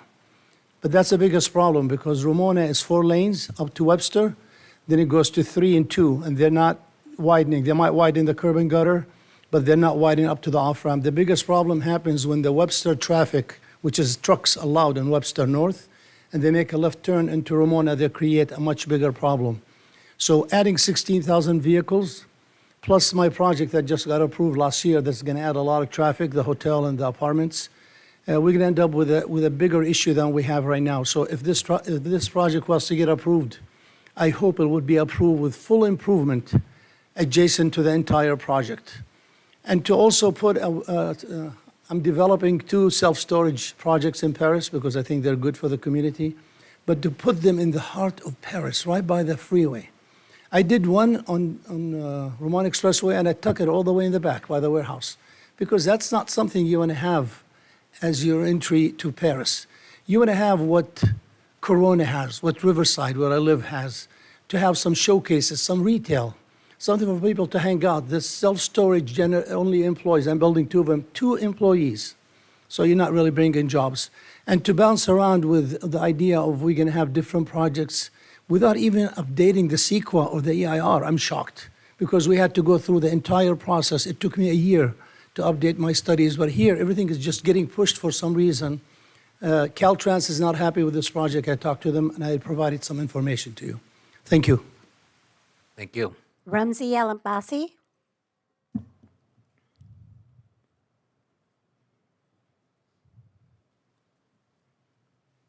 Good evening, Honorable Mayor and council members. First off, I just want to say hats off to the developer. That was a great presentation. They really provided some novel ideas there. As you'll notice, a lot of their parcels, they all said LOI versus PSA. Only one parcel was labeled as PSA, which is Maverick, and that's why there's only one end user here. I heard the brokers throw out a name, Marriott. As most of us probably know, there's a Marriott right on the other side of the freeway. Marriott's not coming here. He's reaching out to Marriott. He's going to reach out probably to Candlewood Suites, which we already also secured for the franchise down the street. So yeah, I'm sure he's reaching out to a lot of hotels. No hotel's going to end up coming there. There was a really creative chart about sales tax and build-out property tax. The build-out property tax, that's assuming a hotel, that's going to be the highest use. Yeah, sure, you're going to have quite a bit of property tax revenues once there's a hotel there, if ever. That's very unlikely that's going to happen. The sales tax, he's failing to take a huge account for something massive, which is called cannibalization of like-use sales. So if you build 3 gas stations next to 3 gas stations, you're not going to get 300% increase in sales tax. You're not going to get any. You're going to be pulling business from the long-time gas station people that have been there, Mobil, Arco, Shell. And as Maverick said, the reason that they're not worried is, with all respect to Maverick, they're a lower end part of the market. So yeah, they're going to be competing with Mobil and Arco, and yeah, maybe he'll put 1 or 2 of them out of business. They're not really going to directly cannibalize our sales. But yeah, if you when you see gas stations go out of business, it's not pretty. If you go drive down Waterman Avenue or Baseline in downtown San Bernardino, you see all those canopies. That's when you're going to get in Perris, when you have 4 gas stations already, I think 2 more approved, and then 2 more. You're going to have 8 gas stations on Ramona Expressway, plus 2 on the other side of the freeway, 10. You're going to start getting all those abandoned canopies all over the city. I think I was looking north of Nuevo, so if you include Nuevo Road frontage all the way to the north boundary of Perris, that's about 11 square miles. If I'm not mistaken, you're going to have 18 gas stations in that range. So 18 gas stations in 11 square miles. I know Perris likes to always be like a leader in new development standards. If you look at what Harupa Valley did, they recently passed an ordinance that said 1 gas station per square mile. You're going to be closing in on double that. So yeah, you should expect to see a lot of those abandoned canopies coming up in the future. And like I said before, there's a lot of LOIs included. If you gave me $500, I would have gave you an LOI that said I'm building a Top Golf there. I'd give you anything you want. So yeah, those LOIs are a dime a dozen. They don't really mean anything. The jobs number is really bad. Last time at the Planning Commission, Maverick mentioned that they're based out of Utah and they truck their fuel from Utah. So even if you're getting a gas station from a local guy, you might get some local jobs. You're getting maybe 8 jobs at the hotel once it's built, 6 at the gas station, 3 at the storage. You're not getting 100 jobs. And lastly, there's going to be an 11-minute delay at those 3 traffic signals. So, Thank you. Tim Moore.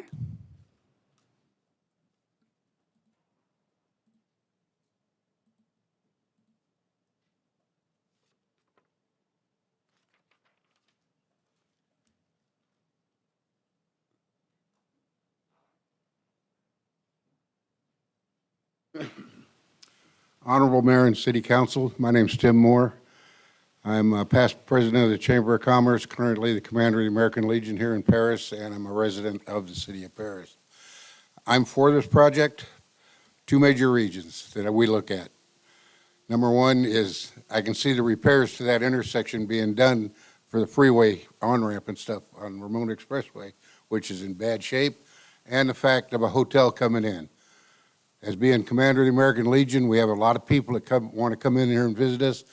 We have to send them to another city because there's nothing here to sit but 1 hotel, and it's usually filled.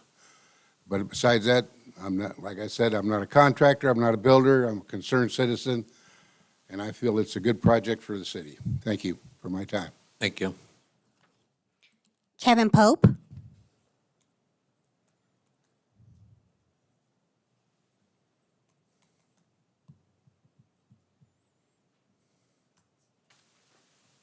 Good evening, Council. My name is Kevin Pope, and I'm here tonight with my mom, Laura Pope.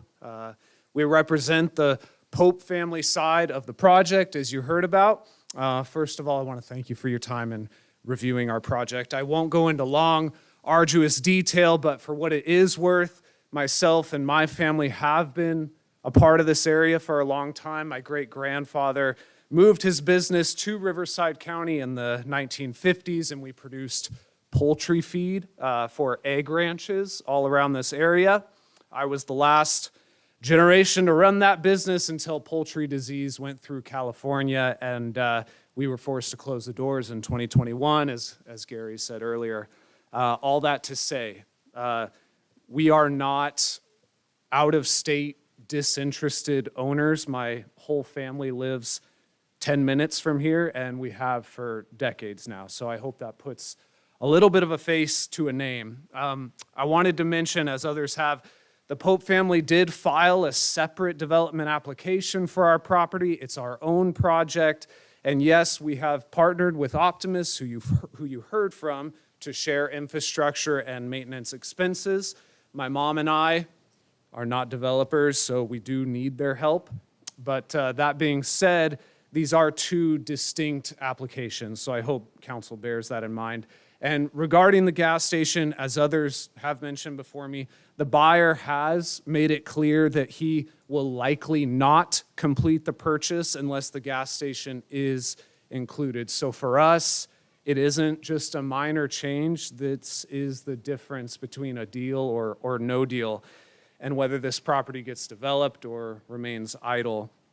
Lastly, I know, as Gary said, the city is considering a tax measure for residents, and this project in front of us adds real tax revenue to the city. Tax revenue that then lessens the need for future tax burden to be placed on residents. So my mom and I are here tonight requesting that the gas station be included so that the development can come to a close and the city and its residents can realize its full benefit. Thank you. Thank you. Evelyn Montes.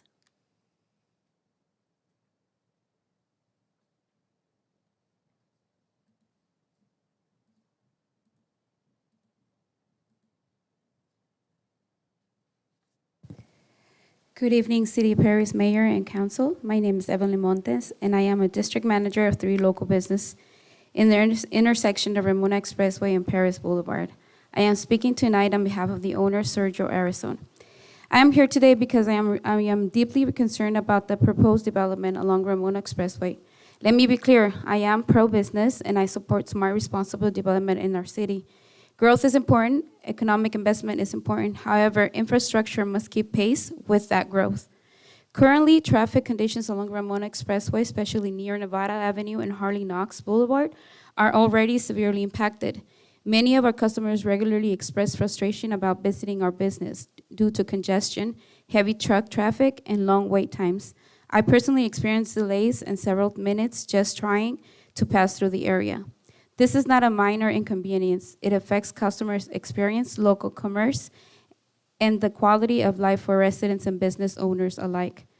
Adding additional commercial development without first addressing the widening and improvement of the most congested portions of Ramona raises serious concerns. Increased commercial activity will almost certainly increase vehicle trips, delivery traffic, and truck circulation in an already strained corridor. My request to the council is simple. Before approving or allowing occupancy of new developments along Ramona Expressway, please require road widening, traffic mitigation measures, and infrastructure improvements to occur first, not after the problem worsens. We cannot responsibly continue to add traffic generation projects without solving the traffic problem that already exists. I wish the developer success and I support economic growth, but growth must be planned intelligently and sustainably. Thank you for your time and for considering the needs of existing business and residents. Thank you. Thank you. Michael Rowe.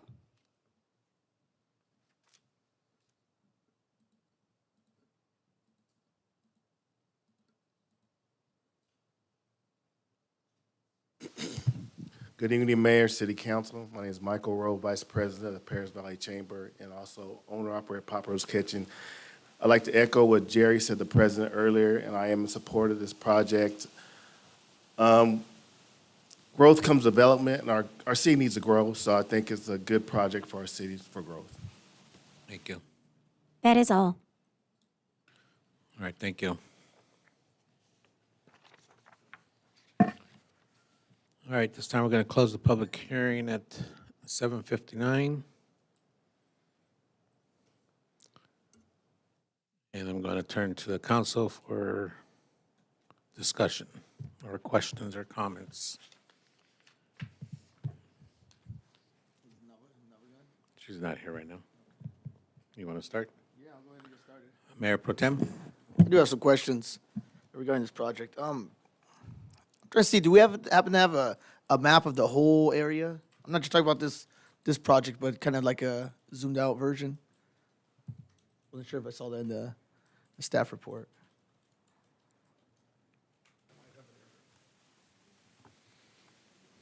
Yeah, can you bring up the zoning map, Matt? Oh, yes, the zoning map, absolutely. That's a good one right there. Okay, so I do want to clarify that that this commercial project, it's part of a bigger project. About 10 years ago, more than 10 years ago, our council, the council at the time, they approved the warehouses right north of this, but the whole sales point of approving the project at the time, because I was here, was that they're going to develop the commercial, right? And that the commercial was going to be the most beautiful thing. And I heard several times it was going to be Dos Lagos style shopping center. Now, I totally agree. It wasn't the developers who said that. It was the council members who said it. I want to clarify, it wasn't Councilman Rab.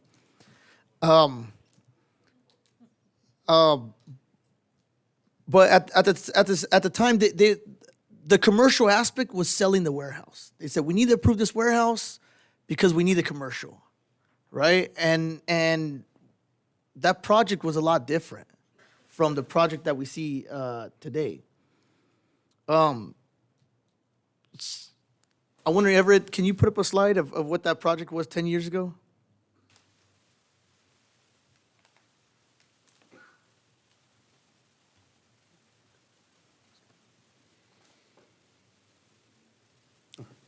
Is this familiar to the people that were here? I spent a lot of time reviewing old footage from a long time ago. I saw a lot of the same people here. Some people had a little bit more hair. So some of the people, it was so long ago, some of the people are no longer with us anymore. But if you look at this right here, I mean, can you go to a different picture of kind of the whole thing? Okay, so this is what it was. And it was sold as a wellness center, shopping center. It was going to be just amazing, right? So something that was at the something that was deserving for the residents of Perris, right? And nowhere in there did I see the amount of fast food that I see now. I didn't see the gas stations here. And so I wonder what took so long, because in that meeting, and you could go back to it, even 2015, because they tried to do it and it got voted down and then came back in 2015. But at that meeting, the developers at the time, or the applicants at the time, they said it was going to be a lifestyle retail center, right? And that it was said at that time that the application would come within 6 months. 6 months. And here we are 10 years, more than 10 years later, and we're getting a different product than what we were promised. And so it's a little concerning. Now, it's not a terrible project that we're bringing, right? It's still some commercial components, but it's not the quality that we were promised.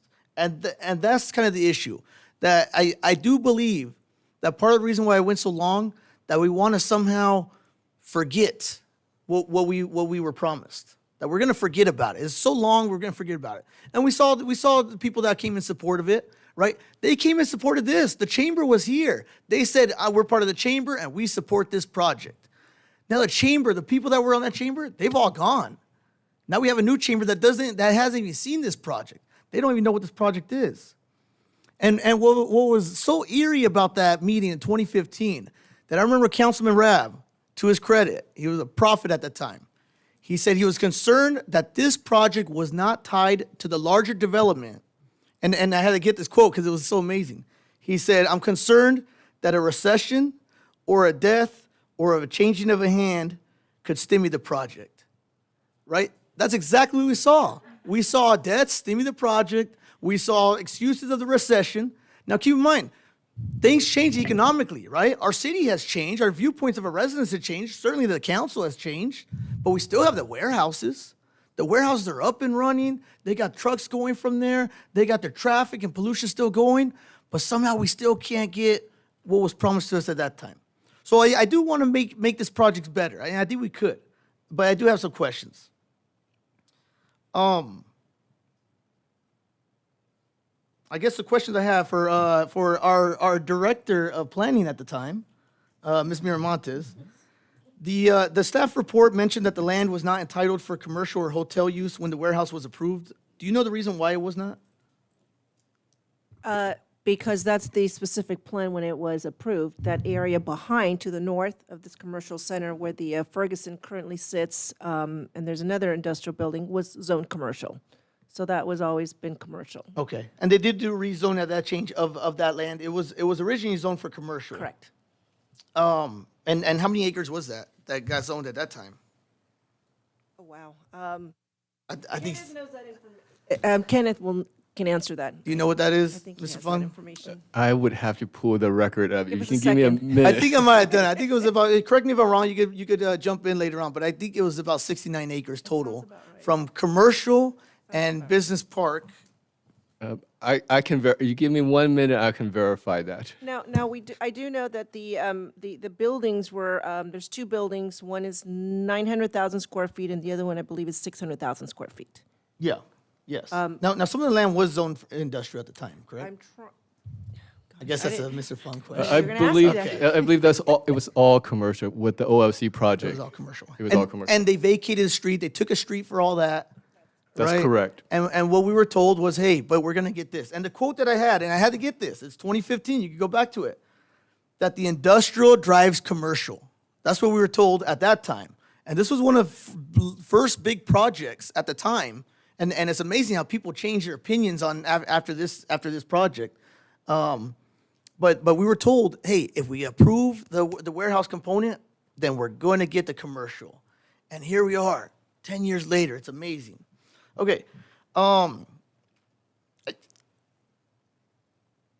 guess I'll jump to the different questions. The in lieu fee, that's kind of been an issue, and I saw that, right? There's a condition for the developer to provide $1 million for the infrastructure in the surrounding area. Can you explain exactly what will that entail? Because I know it's widening or it's development of the area, but what exactly is that? Because my concern is this, because in the past, our city has done this. We've taken money, and then when things are finally ready to be built, we don't have enough money. And so now we're jumping into our general funds to pay the difference. So can you tell us what that entails and how much is that expected to cost? Thank you, Mayor Pro Tem Corona. So what we've done, the project actually is conditioned to do all the improvements from Webster all the way to the northbound on-ramp. Now, the segment between Nevada and the northbound on-ramp, that's within Caltrans right away. So we provide this option for council to consider. We can take in the in lieu money that they're going to give us, the $1 million, for the city to initiate the project, go through Caltrans and get the improvements done. So just to initiate the process, but who would pay for the ultimate? Well, the $1 million, we did a cost analysis, is about 500 feet of roadway improvements and sidewalk. Okay. So that's what it would include. Okay, and does that include the construction? Would that cover the construction as well? Would include the construction, correct. And that means we go through Caltrans, get the encroachment permit, and do the improvements. The widening, and widening is limited. So what it would do is actually provide an additional lane and a right turn lane on northbound on-ramp. So for $1 million, we're gonna widen it, we're gonna do all the improvements, and that's gonna cover it all. Because I somehow I see other projects that seem to be smaller than that, and they cost a lot more than that. Per the cost analysis that we've done right now. Okay. However, if council feels concerned and you want to go with that option for the developer to pay the city to do the work, we can add a condition that in the event that there's inadequate funding, the developer would be responsible to pay for the additional cost. Okay. Okay, thank you. And then for the, I know it was mentioned by one of the speakers about the full improvement. What does that entail compared to what this is? The full improvement? The full improvement, so basically from Webster to Nevada, you'll see the same improvements you see across the street that DECA did. So it'd be 3 through lanes, a designated right turn lane for the turning into at the signalized intersections. There'd be two signalized intersections lining up with what we have across the street. One at Gateway and one at Nevada. Okay. And if later on, a year from now, 2 years from now, it doesn't cover the cost, then who's gonna cover the delta? Well, we have some RBBD funds that we can cover, or, as I mentioned, we can have the developer to pay in the event that the cost exceeds that $1 million. Put that in the conditions? We can add that condition. Okay. Yes. And that could be tied to a certificate of occupancy as well. But as of right now, if we were to vote on it the way it is right now, that's not how it is. That's correct. Right now, it does not include that additional language for reimbursement, anything above and beyond the $1 million, if we go with, if the in lieu fee is an option. Okay, thank you.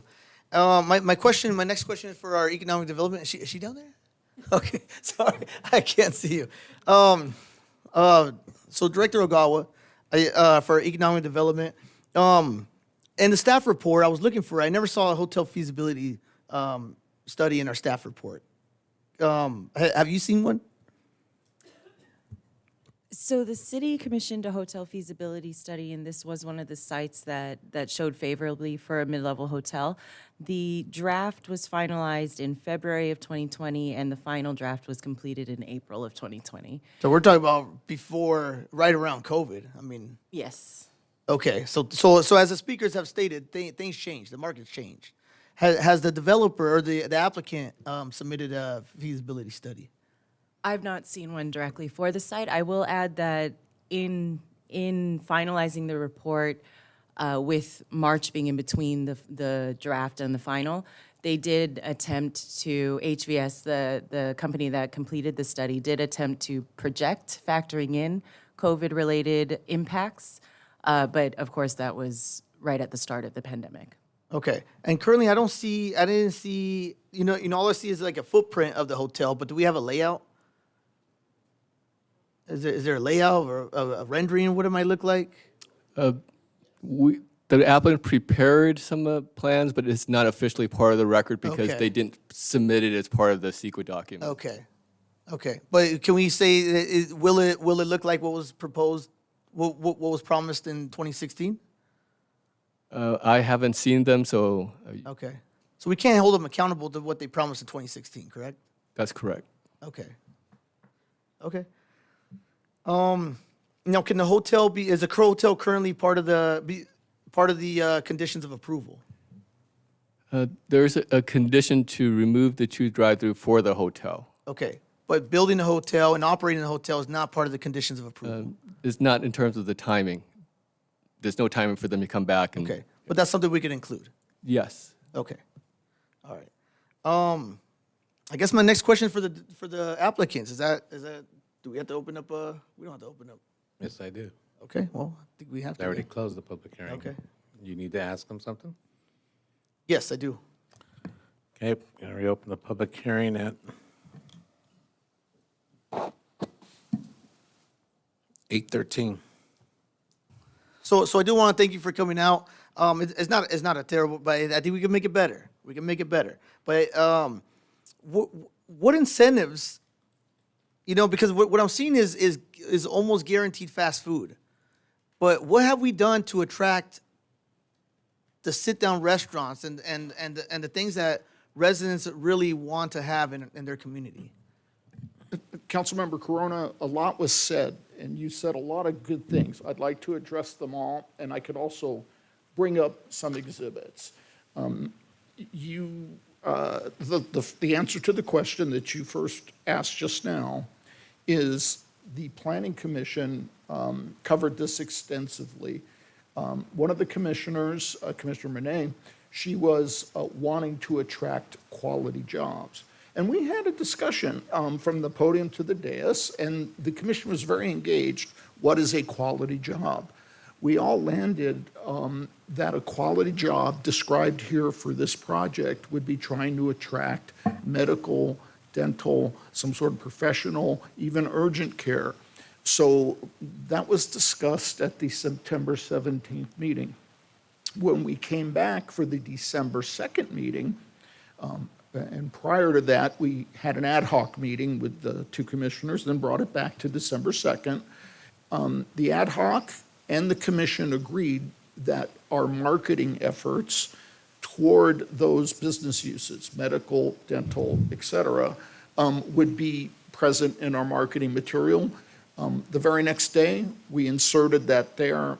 I could show that to you if you'd like, but it's currently out there being marketed to thousands of brokers right now.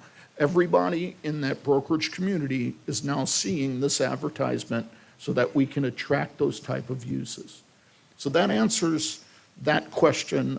Councilmember, may I continue? No, let me just see. So some developers currently that we're working with right now, and I'm sure you've seen some of their applications with the last meeting in particular. They're bringing top quality stuff because they're offering incentives. They're almost subsidizing, right? And the warehouses have been there for almost 10 years, right? And as you stated before, I think it was your partner who stated it, but that the commercial drives the retail. So the commercial will help bring the retail. And I don't know if I'm seeing that, because I'm gonna be honest, and no disrespect to Burger King, but our residents, they expect better from that. It's not at the level that we want. We don't want, it's almost insulting, right? When I drive off of go into Temecula, or when I go to other locations, and they're not just showing off a Burger King, right? But I feel like there wasn't enough efforts and maybe desire to really bring those top tier locations. Can you tell us what incentives you offered them in terms of maybe subsidizing them to come here? I can call up our broker, Chris Frederick, to answer that question if you'd like. Okay, he's not here right now. Oh, he is. He's right here. Okay. Yeah, that's why we brought him. The site's almost leased, except for one pad and the 12,000 square foot in line. We're hopeful that the 12,000 square feet in line, if you noticed, and I can bring it back up, you notice that it's divided into 6,000 square foot pieces. It can also be further subdivided in 2,000 square feet sections. It can either be put together or separated. We're also going out and marketing for a boutique market. As far as incentives to people, now I'm going to speak not as a professional broker in this area, maybe Chris can, but people who are interested in the site based on all of our advertising, all of our marketing, they contact us. Also, our broker Chris makes phone calls to potential users. So that's the extent of my professional knowledge there. But what type of incentives are they bringing? Because some developers are offering, hey, we're going to subsidize your rent, or we're gonna build it for you, and then they attract it. But I don't see any of that in here. I'll have to call up Chris. Okay. Okay, if that's okay with you. That's okay, yeah. Chris? Hi there. Is it the Burger King question you want to address, or the whole, what's the Yeah, budget? what are the incentives that you're offering with the retail and the restaurants for I them think to come? the incentives you're probably referring to are tenant improvement dollars. Is that? So that's the only thing that we have Okay. as incentives. And You're not you're not helping subsidize the rent or anything, or No? no? Okay. Is that something that happens regularly in Paris?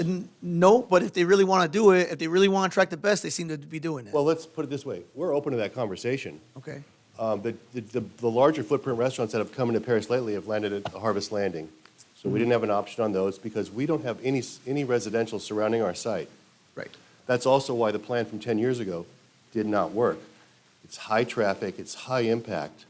Okay. And if you put that plan on that piece of property, your traffic would be 5 times heavier than what we're proposing.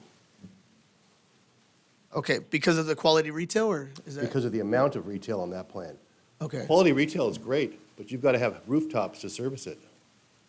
Okay, but you're saying that it would create more traffic in the area. Isn't that The good for original retail? plan would have created even more traffic because there was a lot more retail space being built on that site. There was 10 buildings on that.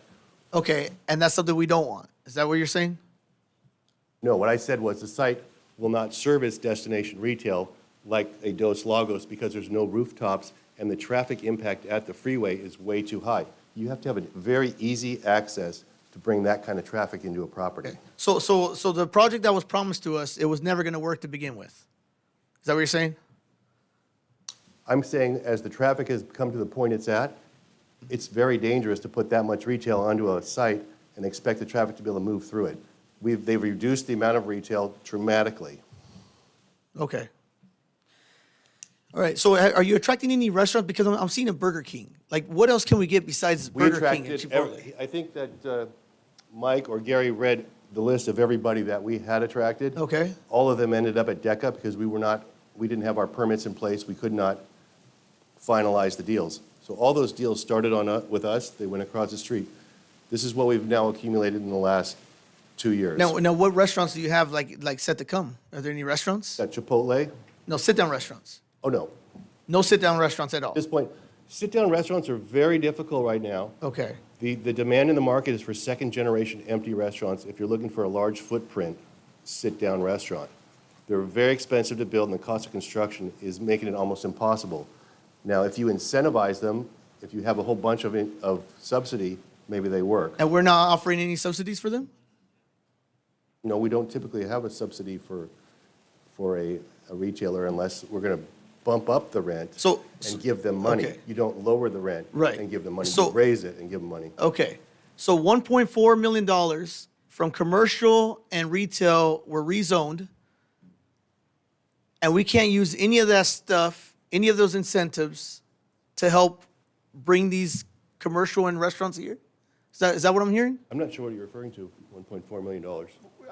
I'm sorry, 1.4 million square feet. Oh. Was rezoned from commercial to retail with the promise that we're going to be a top quality You're retail. talking about the industrial in the back? Yes, yes. Those two projects go together. I know we have this, we're building the narrative that those two projects are separate. Now, for you guys, 10 years, you're trying to separate them. But for the residents of Perris, those come together. Elections were made based on that project. I just want to make that clear. We can go back to it. But elections happened because of that. I know you weren't here, so I don't want to target you. But he knows. He knows exactly what we're talking about. We were expected to get a top quality retail center. And right now we're getting Burger King, and we're getting gas stations, and we're getting self-storage. You really don't care about the other stuff. Let's be honest. We don't care about the hotel because we don't have a hotel feasibility study. So and I guarantee the hotel that we're going to get, if we do get one, is not going to look like the picture that we were promised. I can guarantee you it is, because It that's is? what I do. It's gonna have a I pool only there and deal everything? with Marriott, Hilton, IHG, and you'll get one of those brands. But is it going to be the quality that we saw in that picture? You mean the one that you just showed with the hotel and the the two? quality that they- You want the architecture of it? Because that didn't show me any quality. That was just a building with a pool in the middle. Well, I want something with that footprint, with the prestige that it looked like, right? I don't want something that just a big box that looks like an apartment building, right? I want something that was The new promised. brands do not look like that. They are very professional. They're very upscale. Okay. Now, have we looked at, because at the time I know it was being thrown around of Dos Lagos style shopping center, right? Have we looked into the restaurants that they have at Dos Lagos? Have we asked them whether they're willing to expand? here? Absolutely, yes. We talked to Blackstone Kitchen and Bar? We probably have gone through direct mail and direct brokers for pretty much everybody in Riverside, San Bernardino, Inland Empire. Okay, but we haven't offered them incentives. We are definitely open for an incentive if you want to talk about giving dollars to a tenant. Yeah. And he knows that his rent's going to go up. We're not afraid of that. Okay. Right now, we're trying to keep the rents down. It's not easy to get people to pay the rents that street front retail is demanding. Okay. What's the square footage that you have right now of retail in the whole center? Let's see. You have a number on that? Approximately 40,000. Is it 42? Pardon? I think it's 42,000. 42,000? And then for the hotel, what's the square footage? 75 to 90,000. How many rooms is that? 90 to 110. 90 to 110? Okay. What about the fast food? Each one, the No, size of each one? total of fast food. The fast food minus the 12,000 minus the gas. So probably, let me think, 3, 5. Fast food, probably 9,000 feet. No, 5,000, no. They're 2,500 feet, they're 1,800 feet, they're 2,800 feet for Chipotle, and 2,400 feet for Burger King. And none of them are just named as LOIs. Those are all negotiated deals, taken to the end and signed, and subject to approval here. We had no incentive to go sign leases if we don't have permits. So Okay. they are all done deals. We do not have to complete all of them. If you're not interested in the Burger King, that's a discussion. Okay. Quick question for Everett. Can you post up the one of the other pictures that listed the square footage? This one right here. So this was 2016, right? With the hotel, it was you said 90 to 110. We were promised 120 rooms, so we're reducing the hotel size. Well, the hotel, it has to fit the demand of the market. You can't just say, I want 200 rooms or Right. 40. But at the time it said 120, right? I know you weren't here, but Well, that's what was proposed, but Okay. you can't just build what you put in writing one time. You have to meet the market. right. But Or else you'll lose your yeah. project. But the warehouse is still built right now. The warehouse is open, up and running, right? Thank goodness. Yeah. Thank goodness. Okay. Restaurants. You have 0 restaurants right now. There's no restaurants. We have not signed an LOI with a sit-down restaurant. We have Okay. 3 or 4 restaurants signed LOIs, like Chipotle and Black Okay. Rock and- And then the fast food, we're at a little bit over 10,000, and right here it said only 6,000. And there was no gas station. The gas station part of retail, is that what we're saying? Is the current gas station right now, is that part of retail? Is that what you're included part of the retail? In retail, yeah. Yeah, okay. Not in the restaurant. Okay. All right. I think that's all my questions right now. Thank you. Councilmember, you had brought up a couple other things. If I may just take just 2 seconds to address it. You brought up something regarding widening Ramona Expressway. We're totally widening Ramona Expressway to its full half width. That's getting done. The item regarding $1 million and Caltrans, it goes 2 ways. Number one, again, as John described, they calculated what that would cost. And the reason why it's probably more advantageous for the city to do it is that there's approximately $7.6 million in TUMF reimbursements sitting in the TUMF account for full analysis of that interchange. Add our $1 million to that, now you're in the $8 million range. The other thing is, since this is Caltrans right-of-way, you're getting into a very, very long time before Caltrans makes a decision here. And we can get deeper into the woods. I have our traffic consultant here who can talk about Caltrans. But if you talk about delays, anything that has to go to Caltrans is going to take years and analysis. And that's what we're trying to avoid doing. Now, if you wanted us to bill it, I would say that we could, but I would ask it to be subject to Caltrans approval within a certain amount of time and a certain permit. And in other words, they need to approve it in the next 1-2 years while we're doing development plans. But you see, everybody here who's familiar with Caltrans knows they're not going to do that. They're not going to get it done in 1 year or 2 years, and they're going to want to look at it in a very broad view of the whole interchange. Something else as well, and I won't belabor this. Again, our traffic people are here. The traffic that is being caused in that area is directly related that when you cross over the freeway bridge, you get to the railroad bridge, and there's only one lane to turn into the southbound 215, and that's what's causing the backup. If that's widened, and that's the railroad bridge, all the traffic goes away. So we're widening Ramona Expressway on our frontage, absolutely, but that's where the pinch point is. Yeah. Okay. And while you're still here, Yes. would you be open to a condition of approval based on the occupancy of the hotel? Because the hotel's a big selling point. Define that. Yeah, the answer is yes, but let's define what you mean. Meaning that you cannot operate the self-storage, for example, without having the hotel in operation. That wouldn't work, and I'll tell you why. First of all, we're open to a discussion in that genre, okay? But the hotel's going to look at this center. They're going to look at the retail. They're going to look at the gas station. They're going to look at the self-storage, and they're going to say, we want to be here. So all of those other things are going to drive the hotel wanting to be there. But what I think we can do is if we put some sort of restriction on the property that guarantees that it will be a hotel, that would work. And would you be open to something like that? You know what? I think for other developers and applicants, I would be. But I got to be honest, after 10 years of us being promised that we're going to get quality commercial, and I'm going to be honest, I think that's what I said it to you before. There's conversations that for other developers, we always ask for the benefits first. Because the quote is, I've heard it several times, we don't want to be hammered.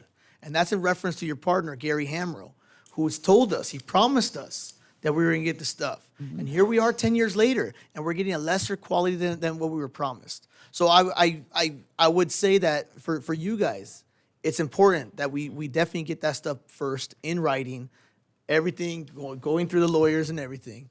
You know, Well- because we want to hold you guys accountable of what you guys promised to us. Right? Well, consider this, if going along the pathway that you suggest is that everybody that we have currently signed up, not only to buy the Pope property and develop a shopping center, they would go away. They're not going to wait a year or two until a hotel comes. Then you wonder, the hotel people are going to wonder, when is the rest of the project going to be built? They're not going to want to build next to a vacant lot. So surely we could tie it to the self-storage at least.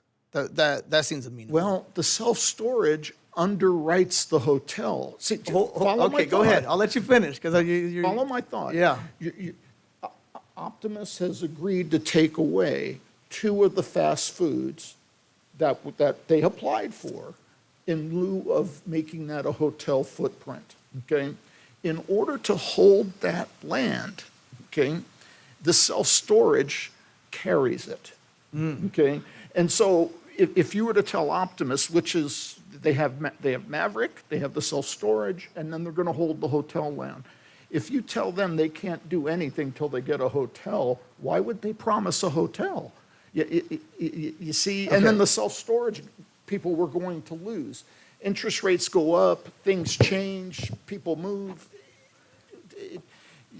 We're here. We're ready to go. But you did say that 10 years ago when you said you're going to start the process in 6 months. It never happened.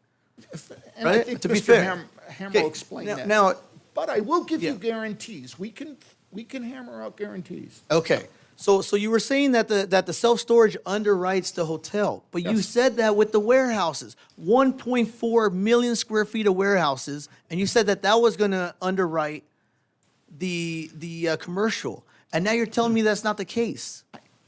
Councilmember Corona. Which one is it? I don't know that I remember or necessarily agree with what you're saying, but let's just take this for face value with what we're looking at today. There's a tremendous amount of infrastructure that has to be done on the Pope property to widen the Ramona Expressway and also bring utilities in off of Webster all the way down to the future hotel site and the self-storage site. There's also easements that need to occur. Now, that expense is a heavy expense for either one of those developments to carry. And Optimus can't carry that.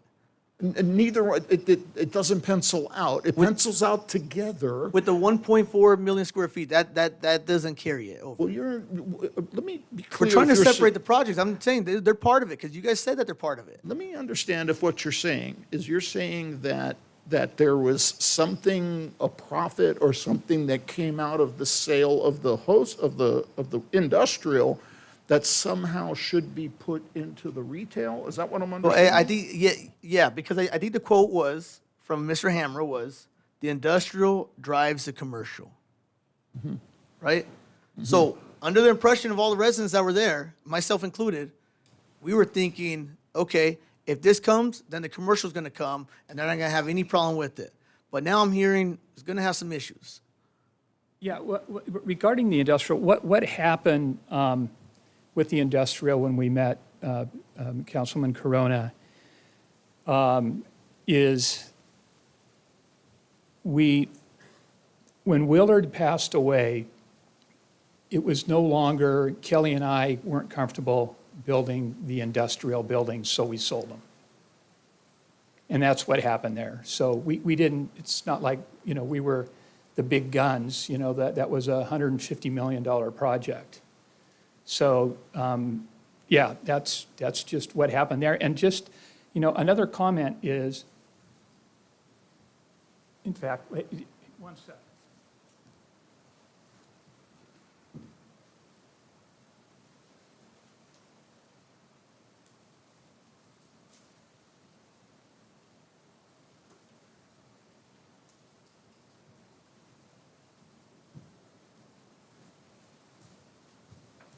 Just a little history on the retail that was done. Remember, that was conceptual back in the day,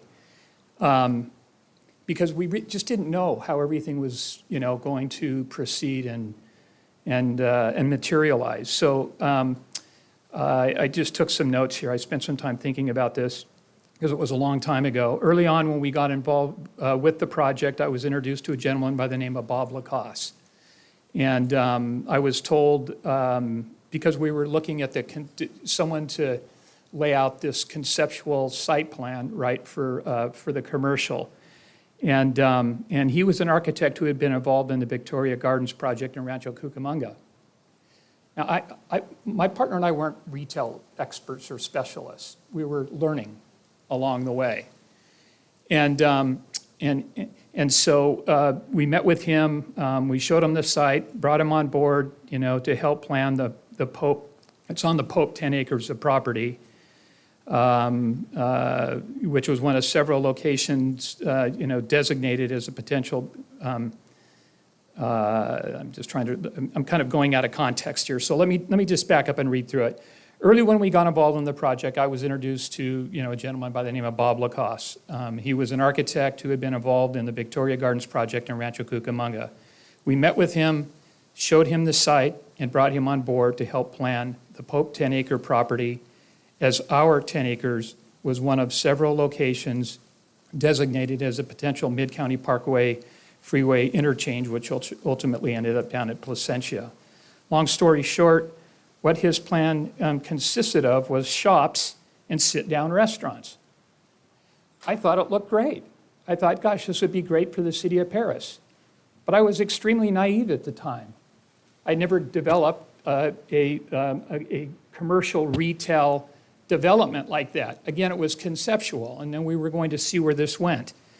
So, given that, time has taken, the time that it took us, and I took that time to methodically go through the years of everything that happened and why it's taken so long.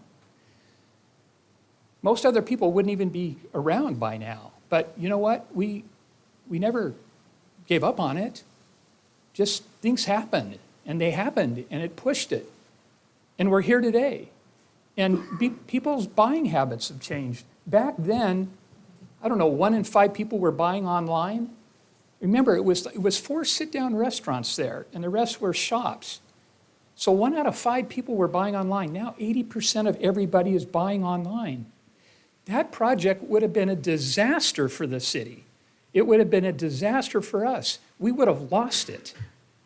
And so that's just where the world is. That's what happened. This thing got pushed out 15 years, and a lot happens in 15 years. But we didn't walk away. We're fulfilling our responsibility, we're doing what we said we were going to do. And because all of that changed over the last 15 years, that's why we are where we are today and we aren't there. And that's what happened. And I'm speaking honestly and authentically. No one was trying to pull anything away from anyone. Again, we ended up, Willard passed away. So now we couldn't handle building those 2 industrial buildings. So we sold it. We sold it to the Rockefeller Group out in New York. And they're the ones that build it, and they're the ones that own it. So that's just a little bit of history of what happened. But I listen, I appreciate the frustration, and I get it, and I understand it. That's the best way I could explain what happened. And, I don't know what else to say, but. I mean, yeah, you know, at least here an we apology are. to Paris residents, maybe. I mean, you know, I know when you go back to San Clemente and you go back to Temecula, our residents are the ones having to deal with traffic. Our residents are the ones having to deal with the truck, all the trucks on the roads. Our residents have to deal with the street closure that you guys brought to our city, right? Well, you know- Patterson was a way for us to get out of here. And all you have to do is go back to the January 12th meeting. All the concerns of the residents that were coming here one at a time, they've all fulfilled. Every single one of them, all their concerns have came. So, and at the same time, we're not going to get the best part of that project that was promised to us. I'm not sure it was the best part of the project. I'm going to say it again. Are you saying the warehouse what is I'm better? saying, what I'm saying is this: had we done that, the bank would have ended up with it, and it would be very vacant today because the world has completely changed because of people buying online. It consisted of shops and sit-down restaurants. Decca across the street, right, that promised a sit-down restaurant, it's not there. My understanding is, as I understand it, it was Denny's, and they ended up pulling out. Why hasn't that been replaced? Well, you know, that's why I had Chris here to come up and explain to you what's happening in that world. And, you know, he just said, one of the things Denny's is doing is they're focusing on B stores, right? Second generation, because it's a lot cheaper. And there's a lot of that vacancy in the country. So it's not a simple thing. Decca wants that to be built. They want a sit-down restaurant. By the way, that 12,000 square feet, we talked about medical, but what I talked about was a sit-down restaurant. Maybe two. And Chris, as a broker, goes out, works with all the other brokers throughout the IE, right? And he sends them packages on our project. And all these guys are running around with all of the sit-down restaurateurs and all of the medical businesses and everything that we're focusing on. And they get sent that package, and they look at it every morning in the multiple that comes out electronically, and they go, oh, wow, I haven't seen this before. And they see a package on Gateway 1 and 2, and they open it up, and they go, hey, you know what?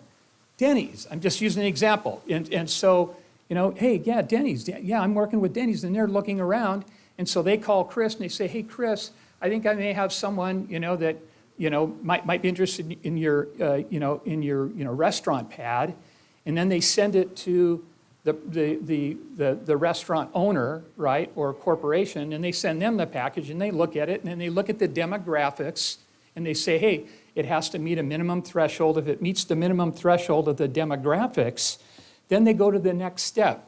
It's not, none of this is, it's not like anybody's holding back. Yeah. Like Burger King. I don't eat a lot of hamburgers. I don't eat Burger King, okay? Not for any reason. I just prefer In-N-Out if I'm going to have a hamburger, right? Or Habit. But we're reaching out. This is what we have. And the other part of it was part of an education for me is just the type of site it is. It's a convenience site. It's not a destination site where people say, if it's a shop or a mall or something, someone goes, hey, I'm going to Macy's because I need to buy some clothes or something. This is very, as Chris had defined it, but, I get the frustration. I didn't want to come up here where we get in this conversation, right, and it's a gotcha. Listen, I developed, and I talked to you about this when we met. I have developed a lot of great friendships in the city of Perris. I like the city of Perris. You asked me, why don't you move here? And of course, I know, it was banter and everything else. I live in San Clemente. That's a serious question. I mean, there's I live in beautiful San houses Clemente. here. I live in San Clemente because my wife lives there, and we grew up there, and my brother lives there, and all of our friends are there, and everything else. And I'm going to be 69 years old. All right. I need to interrupt now. We need to conduct business here. We've given 45 minutes just to you, Mayor Pro Tem. We got three other people I want to speak to, so let's kind of move on. Councilman Corona, listen, I get it, And we are where we are today. We never left. We're here, right? And this is where we're at, and those are, we're just sharing with you, Get it. yeah. I get it. Okay. Thank you. Thank you. Can I just, No. I need to move on. Councilwoman Nava? Thank you, Mayor. So just a few points. Traffic concerns, the widening is obviously necessary. I don't believe that our commuters should be burdened with delays. And as Councilman Corona insinuated, that the city should not be tasked with the bill of fulfilling the applicant's responsibilities. So I would be remiss if I don't mention that the applicant should be held responsible for completing all off-site improvements. And if there's concerns about Caltrans delays, and the applicant, as mentioned by your city manager, could be tied to a certificate of occupancy. Gas stations, we have a concentration of gas stations, and that's imprudent to add additional. Rezone, I don't know if that was touched on, but I do not agree with the rezone of almost 7 acres at a very prime location in our city. So I don't agree with the self-storage and its location. And I also agree with my colleague regarding accountability for the hotel. I believe that it is critical. That is something that we actually would benefit. And we currently don't have that confirmation from the applicant. So those are all my comments right now. Thank you.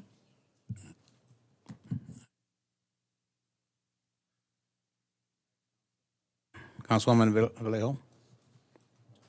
Yeah, so I have one question before I make some comments. I guess the question is, I don't know if it's staff or the developer, but I know, Mike, you have mentioned that you guys don't want to go through Caltrans to widening the road because it will be too tough and it's like a lot of timelines and deadlines. Like you're essentially saying that it'll take too long, but how is us doing it more efficient? Like, are you implying that Caltrans listens to cities more and like will do it faster? Or like, that's what I'm trying to understand, why you would make us do it compared to you guys. that's a great question, and I can pull up a graphic if we need to. I want to be sensitive to time.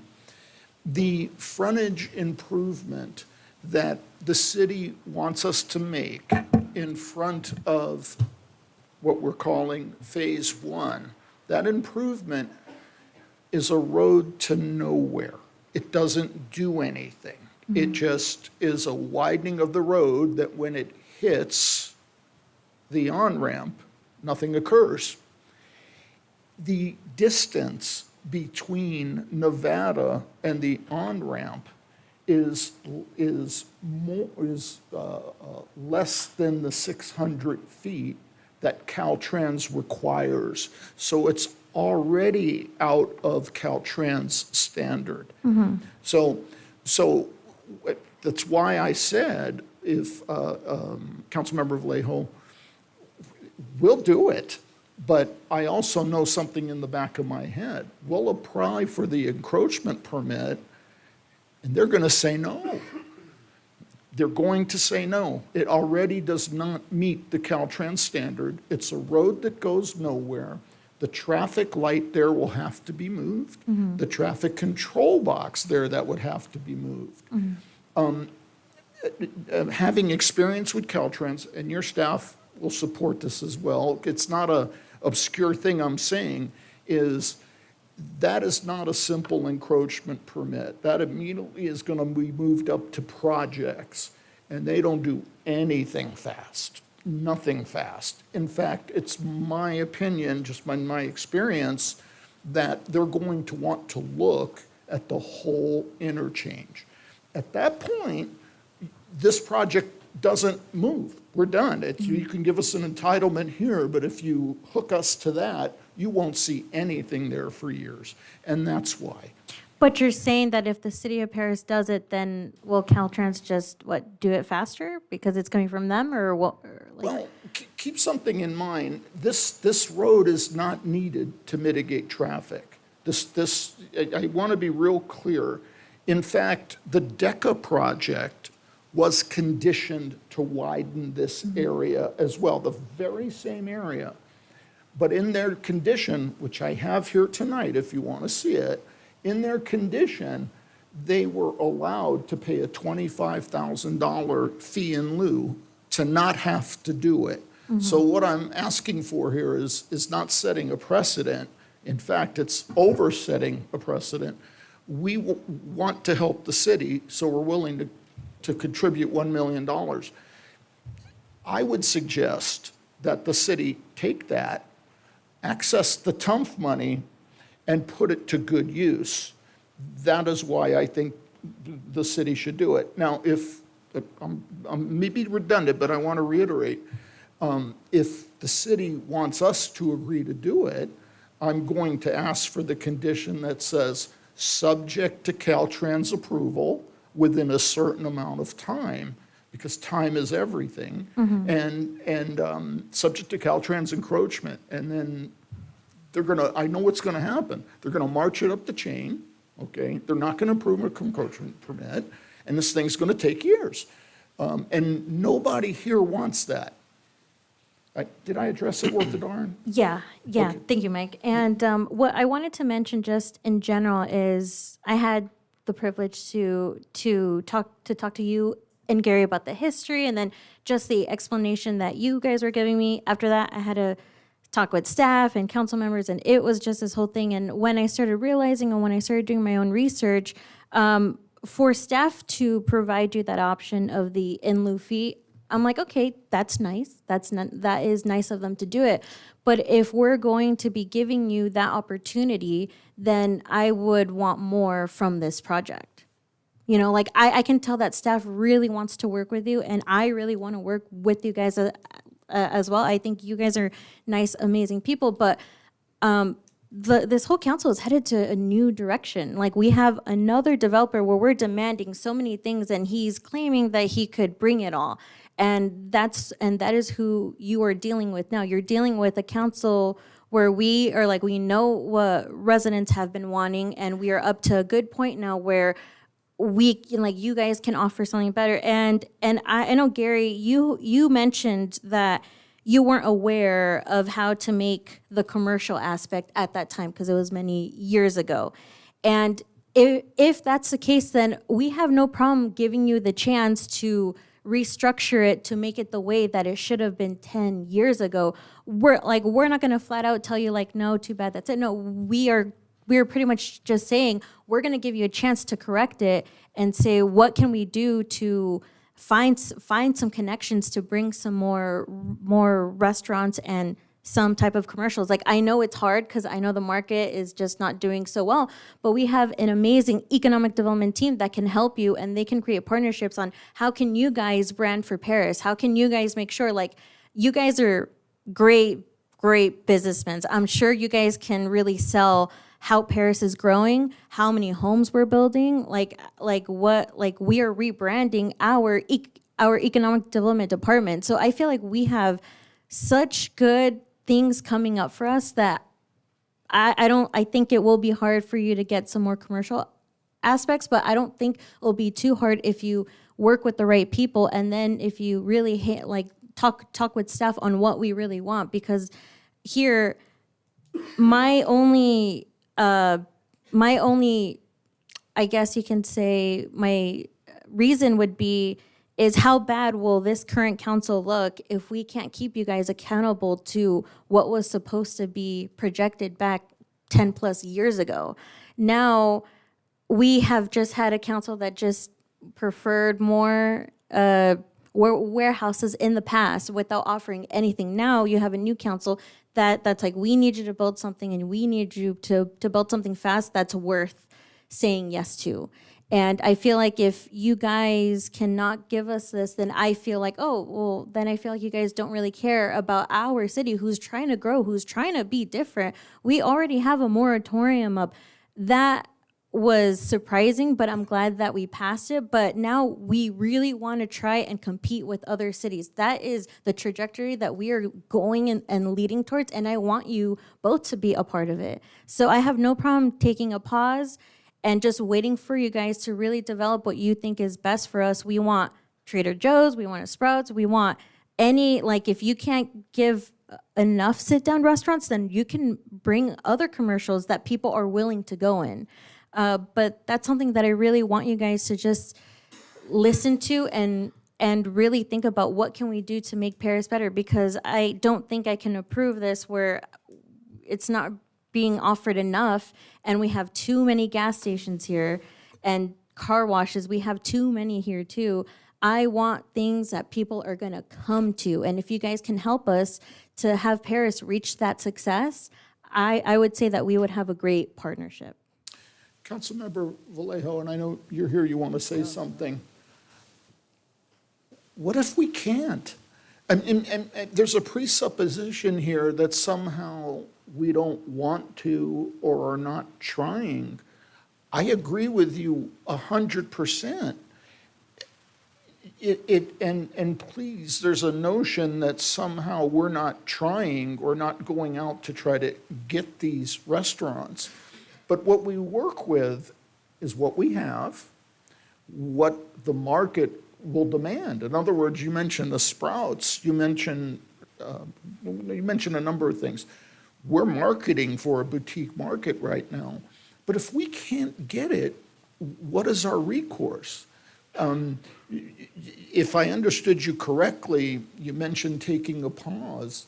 What would that pause accomplish? What do you, and I mean this with all sincerity, we pause, we leave, what would we go do? I'm not certain that we aren't doing now. And can I just mention one thing, just adding on top of that? Chris, you may want to come up here. Through Chris, we've reached out to everyone, and this is who showed up. Early on, Chris reached out to Trader Joe's because he has a great relationship with Trader Joe's. But maybe it's better that you speak to this, but because Chris is the one that's been reaching out to the market. It's not Mike and I, right? He's the broker, he's in the business. We had a mandate, that's why we set aside the 12,000 square feet of space for a potential sit-down restaurant. I can't, if you're gonna, I can't guarantee that because all I can do is say, hey, Chris, go find us a restaurant, and Chris then goes to the market, the entire market, with the package of the project, and people either reach out or they don't. It's just, the tenants we have are the tenants that showed up. And remember, this is, listen, it's just part of the learning process. This is a convenience site. It's not a destination site. There's a big difference in the two. And this is what a convenience site looks like. What had been proposed before was a destination site, right? It was shops and it was restaurants. But, as I shared, 15 years have gone by, buying habits have changed. As far as sit-down restaurants are concerned, listen, DECA hasn't found another one yet. I'm sure they're looking for one. It's not through people not trying, but if we have to sit down and wait for all of these things to happen, no project would ever come around. You build it and you do it. When you do it, I don't know, there's probably $60 million of infrastructure that has to be spent in doing this and doing everything that we're doing. And this is who showed up. But Chris, maybe there's a few things. Well, I could just comment. We wanted a Trader Joe's, a Sprouts, or a supermarket, but we don't have any rooftops. So that's the issue, and that was the answer we got back. But I also hear what you're saying. Like, you guys are telling me, like, well, what if we can't make this project better? Do you think the correct answer is us approving a project that we don't like? Because when the residents find out the proposed project compared to now, they're not going to be mad at you guys. They are definitely going to be mad at us, and we will be held accountable. So how can we ensure? because I thought this was a working relationship. I thought you guys also want to make us look good because we're trying to help you get your project approved. But for me to ensure that we have a great partnership and we can build something in the future, I need to sell something to my residents that, hey, these two big warehouses was worth the wait. And it doesn't look like right now it is worth the wait. Well, Councilmember Vallejo, a couple of things that come to mind. The concept that was put forward 10 years ago cannot be built today. Nobody will build it. It's not just us deciding not to build it. There's no market for it. Nobody wants to lease Mr. Nagar, something like if I that. could chime in just for a Please. split second. Please. The Dos Lagos Shopping Center was built in 2005, and 20 years later, it has a Trader Joe's, it has plenty of sit-down restaurants, has plenty of shopping. So while you debate that that's not the industry that we're looking for, it's still existing. So that's just something I wanted to put out. And Dos Lagos is approximately, I'm going to guess, a good 40 acres or more, and this is 20 acres. Since you brought that up, let me just gently say that I hail from the Temecula area. The Promenade Mall is practically vacant.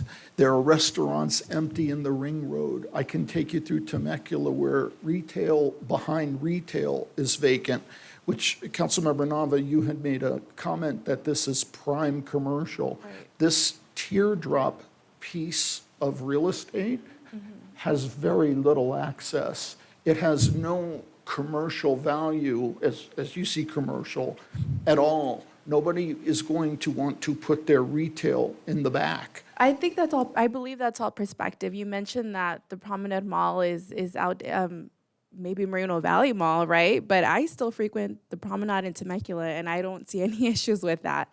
Maybe you and I can go on a tour. Cheesecake Factory just opened up not too long ago, correct? So there's even additions coming to that mall. A what? The Cheesecake Factory restaurant, sit-down restaurant. That was about 5 years. Okay, years so ago, that's yeah. not too And far back. they So- took over space from Macy's. So I think Okay. it's all perspective, right? You claim that that's not prime location, but Mm. somebody who lives here would claim that that's the heart of the city, and it's something that you see up and down the 215. So just different opinions. Thank Well, you. Yeah, I and don't then, know. you know, Go ahead. also the last thing I want to mention, because I don't want to go around in circles all the time, is my proposal more is I want to work with you guys. Yeah, it may not be the project that it was 10 years ago, but maybe we can switch it up. We can do something just a little bit better, because I don't want to have a sour working relationship with you. I want to work with you guys. I know you guys care, but please show us that you care so then we can approve something that's up to standard with what our residents want. Well, share your idea with us. I'm totally open to it, and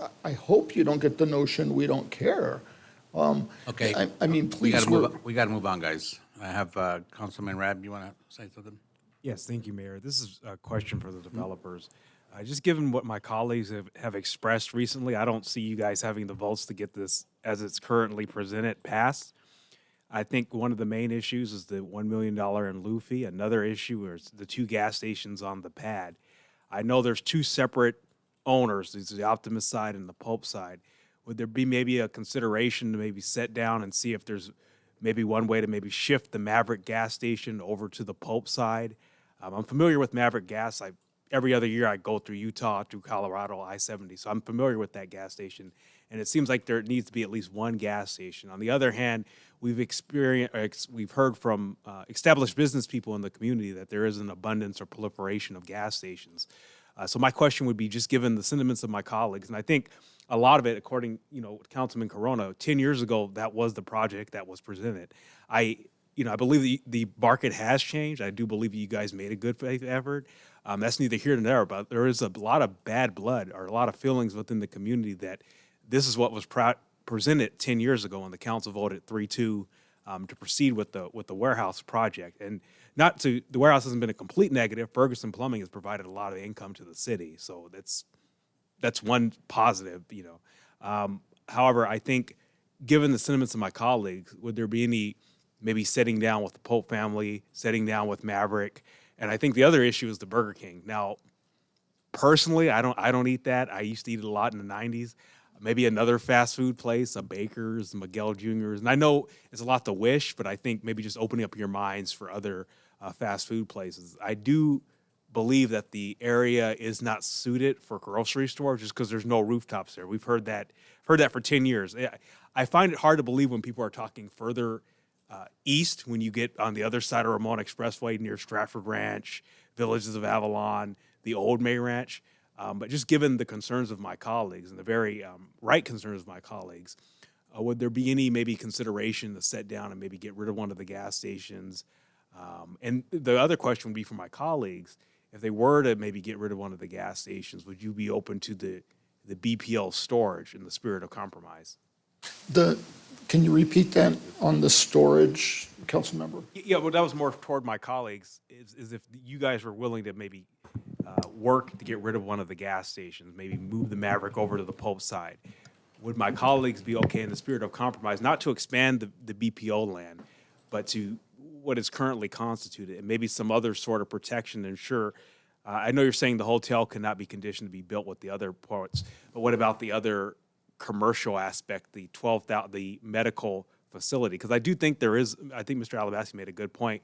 We're concerned about, we build these two gas stations, if we go forward with these two gas stations, everything else is just vacant pads. And I think we see that in other areas of the city, the Winco area, there's still vacant pads in that area, and that's been open for 20 years. Where Dutch Brothers is going in, that's been vacant for about 30 years, and we're finally getting into Dutch Brothers. So I think the question would first be, is it something, just given how this discussion is kind of going, would it be something to maybe work to get rid of one of the gas stations? And then for my colleagues, if they were able to get rid of one of the gas stations, maybe condition some of the commercial aspect, would you be open to the BPO area? You said a lot, and let me try to back into what you said. Let's take the example. Let's say Maverick moved over to Webster, and now there's no gas station there. I'm hearing, if I heard you correctly, removing the self-storage or Not removing it. It would that would be the question for my colleagues, if you guys were able to facilitate that move or the consolidation, if the Pope family was okay with getting rid of the 7-Eleven, maybe putting something else on that corner, would my colleagues be amenable to moving forward with the rezone to the BPO land? So it's one question to you, and then it's one question to the rest of the dais, because it just seems like The question to you, Mike, is only about moving the Maverick, nothing about the storage. The storage is on the dais. conditioned on your answer. Well, and one thing that we're talking about, that would, I'm just trying to think of this, then we would, that would free up, of course, that parcel for, again, for the market, right? We market to all these different uses, and we just see who shows up. So here's an idea, okay? I think Councilmember Rapp's going down a good path if we can get council support. Why it's not ideal, and we're going to have to go back and do some gymnastics, but if it pleases the council, here's what we can do. Let's move the Maverick gas station so that there's one gas station, okay, on the Pope site.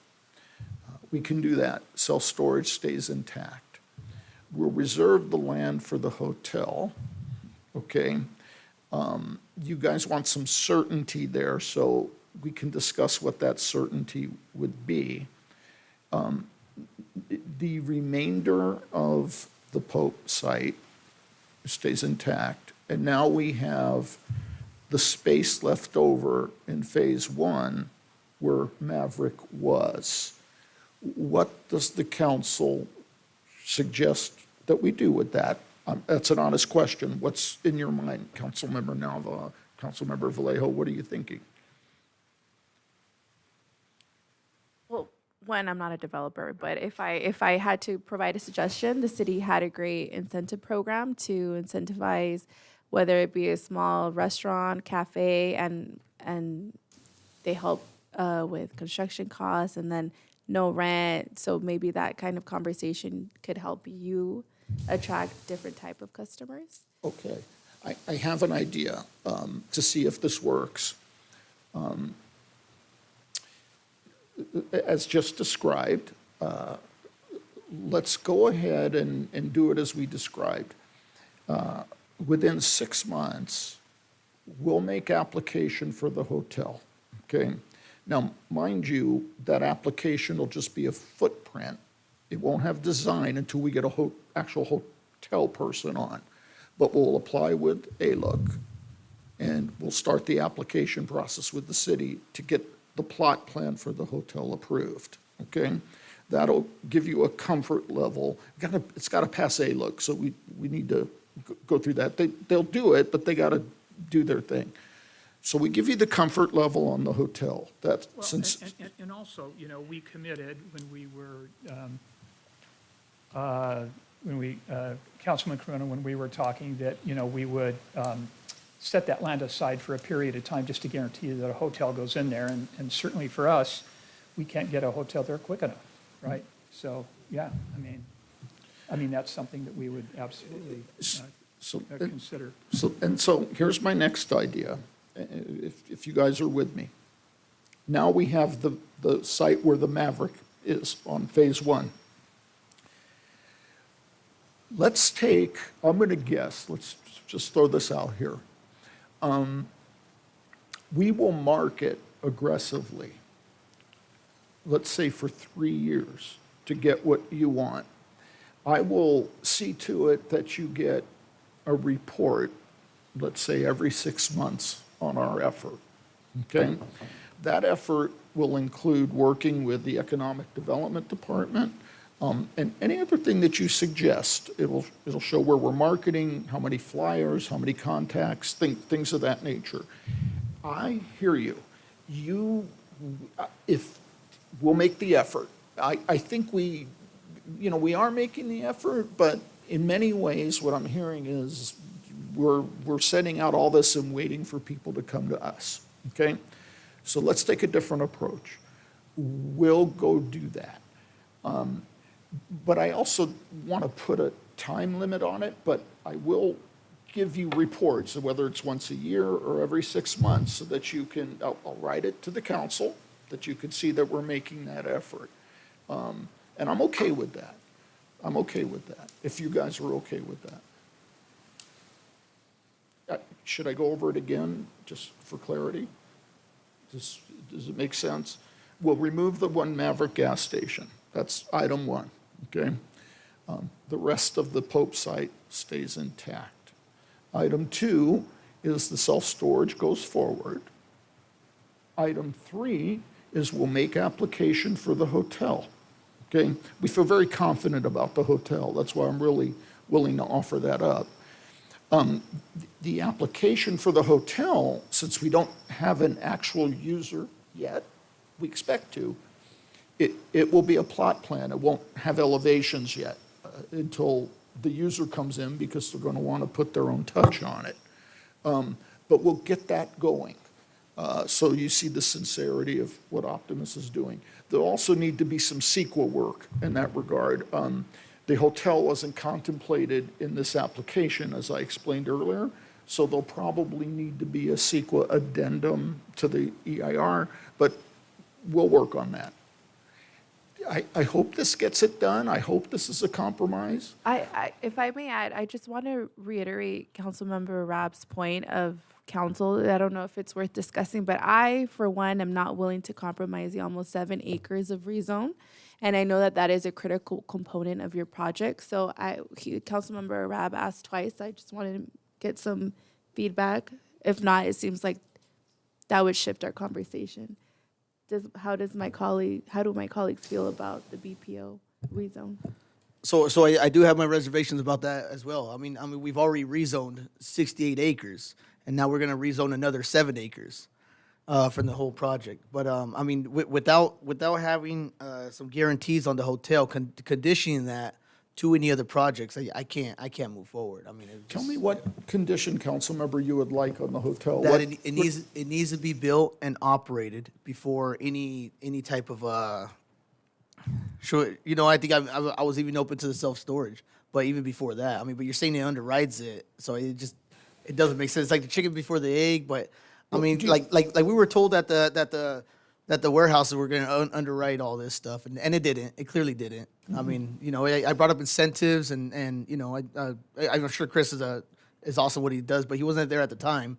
But we were promised that, hey, once the warehouses get built, that all this stuff's gonna get built. So I mean, but the hotel's only the selling point for me. I mean, without that, it's nice to get more shops in there, to get possible maybe restaurants. Nobody here is excited about Burger King. I think maybe 1% of the population would be excited about Burger King. If the council's, I'm sorry, I interrupted you. I Yeah, shouldn't yeah, have but sorry. for me, I mean, it has to be the hotel, or else, you know. And I think you mentioned something. And I think it's important to note this. You say I think you asked the question. How about if you can't make it work, right?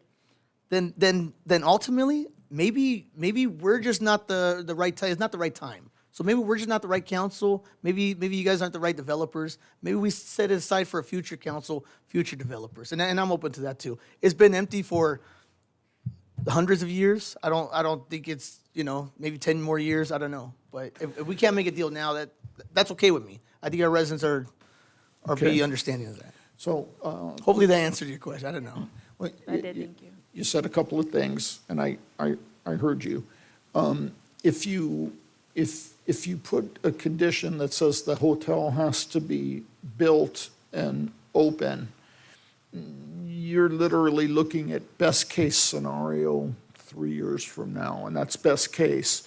And you have to keep something in mind. Go ahead. You got to keep this in mind. The widening of the Ramona Expressway, bringing utilities into the hotel, all of those subvert bringing in a hotel user. Somebody would have to underwrite those costs. And by eliminating the shopping center, what you're doing is actually cutting the fee out from bringing the hotel. There's another aspect to this, Councilmember Corona, and that is, you know what is really going to help bring the hotel is the synergy of having the center, knowing that this center is going to come.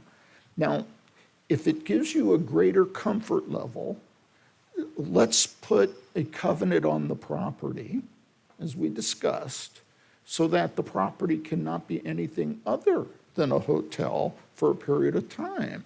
So, covenant on the property for a period of time, an application for a hotel being filed, okay? That's some positive movement toward getting the hotel. I don't know, and I'm open if you have an idea, to anything more positive than that to get you your hotel. I'm open. I'm stretching my brain here to see if there's more we can do to get it done. Yeah, I'm not sure what the deal was made when you sold the land to get built, the warehouses, but I know Optimus Building Corporation. Are you guys involved with them still, or is that your, like, whose company is that? That is my partner's company. Okay. It was his father's company. So I mean, I don't know how much yeah. So this whole thing hasn't been disclosed to us of how much profits you made, but everybody was under the impression that the warehouse or the sale of the warehouse was going to help underwrite this project. So what I'm hearing, though, it's not the case. Somebody's running around with a lot of money, and they're not using it to reinvest into this project that was promised at the time. So I think I spoke too much already, but I mean, for me, it has to be more of a guarantee with the hotel. More than what I offer? More than a covenant, yeah. It needs to be conditioned to be operated. We're making these deals as Councilman Vallejo stated. We're making these deals, you know, and they're, I mean, you know, a future developer here. He's in the audience. We have obviously Harvest Landing, like the projects that were brought up to us 10 years ago. This would never fly today. You know, our level of standards for our residents are much higher than it was. So, but you know, I'll let my councilman. Everybody has already spoken. I got two. You guys can sit down. I have two public speakers that pulled papers, and then I need to close this public hearing so we could. We still got more on our agenda. Go ahead. Ramzi Alabasi.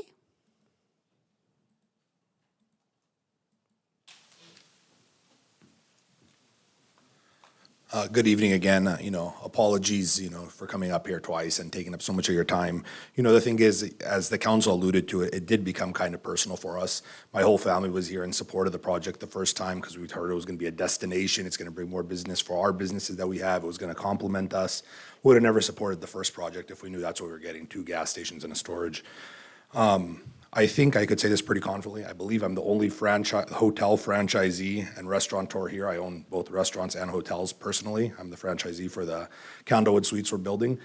I can say with 100% certainty, a hotel and a restaurant will never come into this site once you build Maverick and the storage. I don't know which way you're going to face that hotel pool. It's not going to face the freeway. It's not going to face the slope in Ramon Expressway. It's not going to face the 3-story corrugated metal building. That's the storage building, and it's not going to face the gas station and everything else. There's never a hotel coming there. Once that storage is built, any hotel person that drives that property is going to say, we'll go check the next property.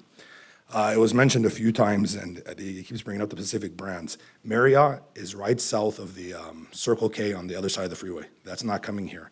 IHG, that's who we're signed with. They're not coming here. Hilton is off Van Buren. They're not coming here. Holiday Inn, I don't know if they presented to the city, but we did reach out to Holiday Inn. They have a franchisee that tied up a location off Nuevo. They're not coming here. So I can guarantee you those 4 brands are not coming here. It's kind of ironic because it seems like everything is in a rush now, but as you guys restated over and over and over and over, this has been 15 years dragged out. I mean, even, now all of a sudden it's a rush. We can't go to Caltrans. We can't wait 12 months. It's a rush. It's a rush. The whole project's going to fall apart. It's been here for 15 years sitting. I don't know why everything's a rush now. The developer's asking you guys to subsidize the improvements. We looked at it. I'm a contractor. It's going to cost about $2.5 million to widen from Nevada to the on-ramps, and the developer can't pull the permit. There's an expedited process now called QMAP, which they can go to Caltrans and pull the permit. So they will be able to get a permit and do that. And Caltrans wrote emails to staff, which we have copies to, and we attached to our letter that we provided to the council. And Caltrans requested that the improvements be completed before occupancy is given. And he mentioned DECA was given cash in lieu. Those improvements that DECA paid cash in lieu for are not their frontage. I'm not aware of any developments that have gone without developing their frontage. That's never happened in the city. Specifically, you can look up our projects. They always contain the phrase, no phasing of off-site improvements. I don't know why these off-site improvements are being phased, subsidized, built by the city. This has never happened. Look at all your other conditions. They say no phasing of off-site improvements. So I don't know why you're permitting that now. It's going to add 11 minutes at the 3 signals approaching the 215 freeway from Webster. We totaled up all the signal calculations. 11 minutes to the Perris resident round trip each day. Thank you. Marwan Alabasi.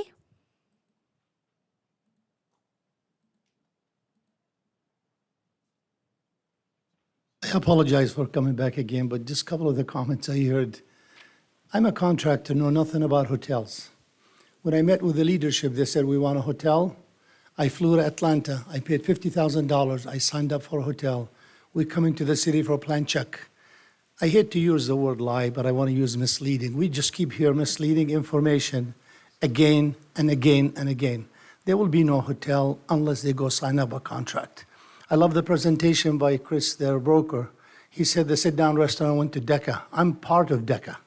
There is no sit-down. Denny's is not even a sit-down. They bailed out. Being a contractor and not even having any sit-down restaurants, I love the idea when the city said, get a steakhouse. The mayor said, we need a steakhouse. So I went and got 2 sit-down restaurants, and I have 2 on standby. I'm not even a broker. I did not hire brokers. I have 2, they want to come, Italian, Middle Eastern, Mexican, and steakhouse. I have 4 of them. And I got inspired by that idea. I'm building 3 steakhouses. One in Victoria Garden. If anybody know where TGIF was, that's my restaurant, Cache 58. There's so much demand in restaurants, so you're hearing misleading information. I am building an office building in Van Buren. There's demand for office. There's demand for dental. A friend of mine is building in Marietta a big medical center. But the gas station is the bread and butter because I'm in that business. So if you really want to just approve 2 gas stations, just move forward. But that is misleading information and really insulting information about the 2 lanes going to nowhere. Really, that's what we need, the 2 lanes going to the on-ramp. That's what's going to relieve the traffic. I take that route more than anybody. I'm there every day, 8 to 10 hours in my office. I go several times. I eat in Paris. I don't sleep in Paris, but I'm in Riverside. because I'm a local guy. I'm not a Mission Viejo trying to market. I market here. I was able to get sit-down restaurants. I was able to get a hotel. I talk to the community on a daily basis. The 2 lanes going to the westbound Ramon Expressway, they need to land on the on-ramp. We widened the waiver bridge for the city. It was a city contract. And that's what it is. There's a lane that goes dedicated to the on-ramp. Here, there should be 2 lanes because it's a truck route now. Ramona westbound is a truck route from Webster West. So you do need 2 lanes because if anybody drives it, I know a lot of you drive that route, and you'll see the truckers maneuvering and going all the way to the left just to make a right. It needs to be widened. And this is the time, and like Ramsey alluded to, Caltrans is not what they used to be. They are miserable, but it doesn't mean we just say because they're miserable, let's skip them.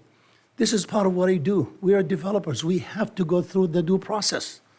And there should not be a shortcut because Caltrans is miserable. If the project gets, I've done a project in Menifee, it took me 8 years to finish it. Is that good? No, but sometimes that's part of doing business. That's why we make the money. That's why we live, some of us, in nice places because we have to suffer through this. And I think it's the right time to do that. Thank you. That is all. I'm going to close the public hearing at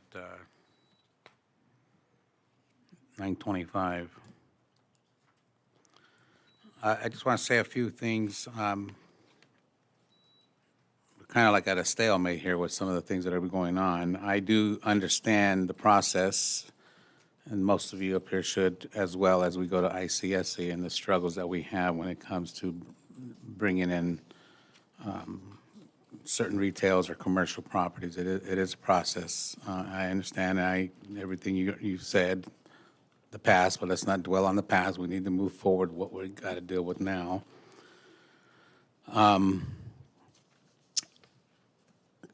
Mr. Engineer, at what point during this process will Caltrans be involved and to what extent? Caltrans does have an application, Mayor, to to do projects such as this one. And Caltrans actually, the correspondence that we have received, they're requesting a pedestrian crossing connection. So it's not something that hasn't been done. Again, the option that we provided for council to consider is, maybe city can take on the project, but that's to the extent of it. If city wants to direct staff to proceed with that, we can do so. Otherwise, there is an application that. The other option was that the builder does it, but he won't be held back his permits. Is that true? That was one of the, again, that's something that we provided for the council to consider if they wish. Okay. But And- we can and then defer some of the occupancy. I keep hearing about this Q-trip process. Yeah, Is that the right terminology? that is correct. Well, Q something. yeah, Q but- something. And that, my Q understanding. map, yeah. Excuse me? Q map, Mayor. Q maps. And that, my understanding, that's a process through Caltrans that can approve projects in 3 to 6 months. No, it would take longer, Mayor, and the construction of it as well. And something else I need to clarify is that grant, the funding appropriation for the TUMP, that's totally separate. That $1 million that we provided the option is not for doing interchange improvement, it's just for the lanes additions and the sidewalk. Okay. I don't know if the council has any questions, but I'm not, it's a statement. Let me finish. Just based on the conversation here, it's almost like, do we need to go back to the drawing board and figure out what we're going to do to come back to this council or go forward from here? But go ahead, Mayor Pro Tem. Yeah, quick question for the city engineer. One of the speakers alluded to something about a phasing process. Is that? There is no phasing with this project, Mayor Pro Tem. The project is conditioned to do the improvements from Webster to the northbound on-ramp. Okay. We split up that segment of it because it requires Caltrans approval, encroachment permit. Okay, thank you for clarifying that. All right, council, what's the pleasure, what you want, because we've got 2 more hearings to go still.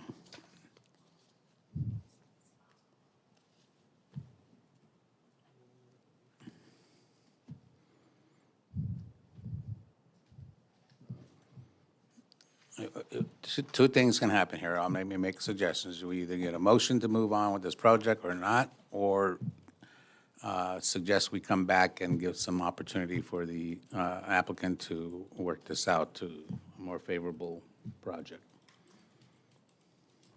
Wait, can you explain the options again? I'm throwing it out there. It's not, Go ahead. I'm not saying that's it.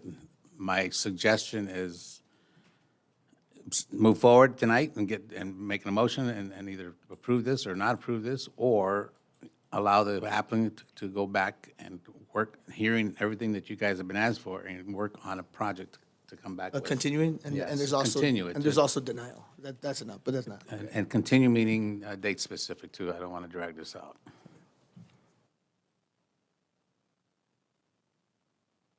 I would say, given the comments of my colleagues, that we continue this to a date specified, maybe 3 to 4 months out, so the developers could work with the council and maybe get something that's more conducive to the comments that we've given, the comments of the community, and then come back maybe May or June, if that's not too late for everyone.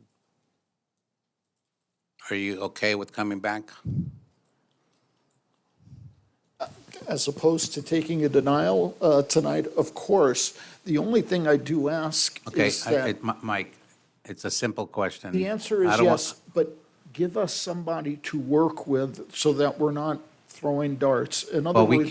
I can't send someone to you to make decisions, Mike. This, decisions are made here. No, what I'm trying to say is perhaps there can be a subcommittee of 2 council members. So and that's exactly what I'm going to finish is this. We're going to have to do like an ad hoc, like the way we do the planning commission. Yes, yes. Again, the ad hoc cannot answer for this dais. They can, you can work with the ad hoc team, and they're going to make a recommendation to come back to full council.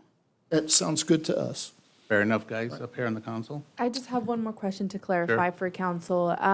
The recommendation to come back, would that be including of the rezone of removing the commercial site? That's up to what the developer wants to do. I don't want to make conditions here now. That's what has to be decided during this time off period and with the ad hoc, and then come back. I think what you're alluding to, if it's even considered to be a rezone, then it's not even Yeah. an option. Yeah, that would help me decide whether I approve or deny the project. I just stand firm on the fact that I don't want to remove and rezone 7 acres of commercial. Yeah, I think I'll support that. I think the commercial aspect of it was never originally part of the commercial component that was publicized to our residents. So if you're amenable to that, I would make it clear that that's not part of the that this condition is not part of the ad hoc committee, even to consider for redesign. Yeah. Councilman Rab, they're kind of adding that to what you're recommending. I think what we can do is maybe place Councilwoman Nava and Councilman Corona, or Mayor Pro Tem Corona on the ad hoc. And then they can. But, I mean, just to make it really clear, I do not plan to move forward with this project if it entails the self-storage units. Well, I don't know if we can piecemeal what's on the agenda right now, Madam City Attorney. To me, it's either you vote on this or you don't, or we come back. Exactly, Mr. Mayor. So I That think you. answers my question, then, thank you. Are you, well, I can't even go with you with that. So, back to you, Councilman Rab. Oh, go ahead. No, I was just wondering if Councilwoman Nava had a substitute motion. Didn't I close it? I did close it. I did. I closed it at, it's okay, 9:25.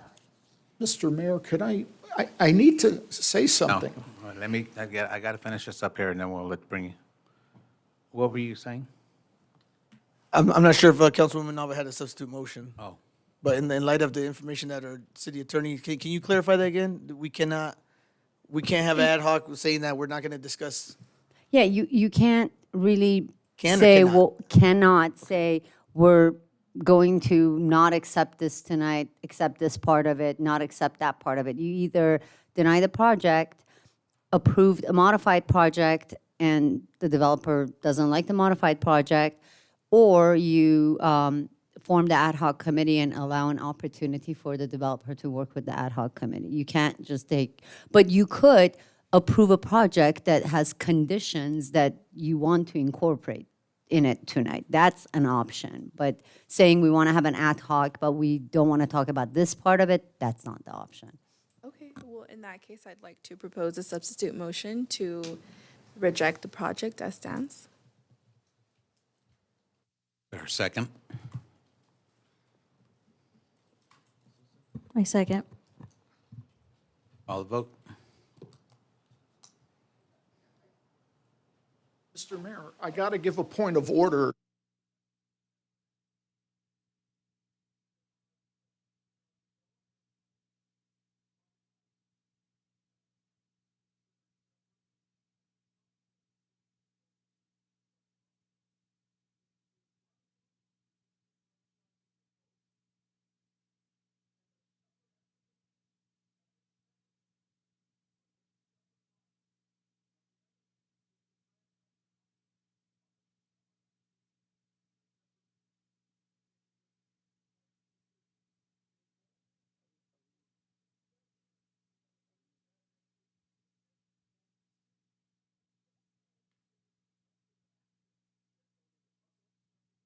As far as I'm concerned, this was one item, one application. They're submitted as their project.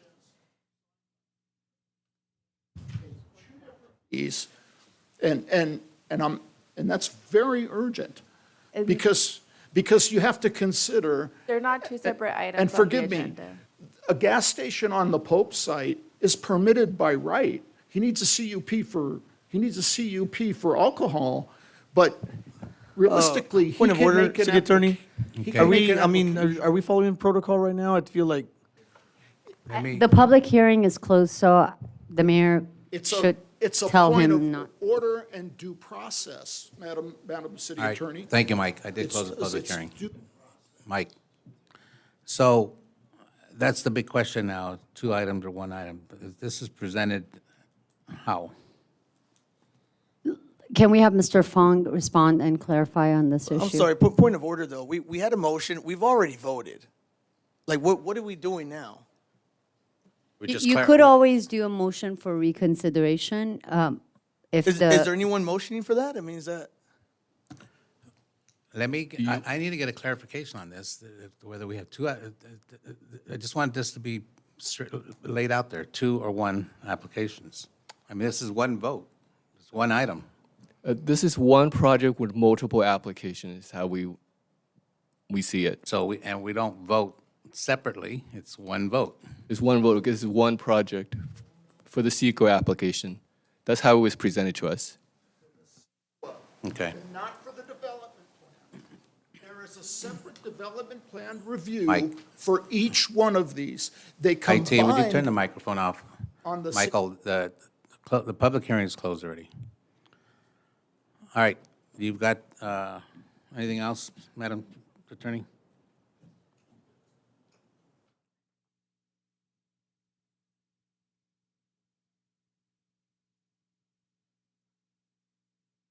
One item, one vote. All right, so continue with this. Oh, can you repeat the motion, somebody? It's denied, yes. The, Corona, Vallejo, Nava, I yes. just, I asked to repeat the motion, please. the motion The motion is to deny the project. Okay, as it that's all I stands. asked what the motion was. Relax, everybody. All right, now call it the vote, results of the vote. Corona, Vallejo, Nava, yes. Rab, Vargas, no. All right, thank you. All right, we've got to make some decisions. I got to make some decisions here with the, did you want to bring something up about the second hearing?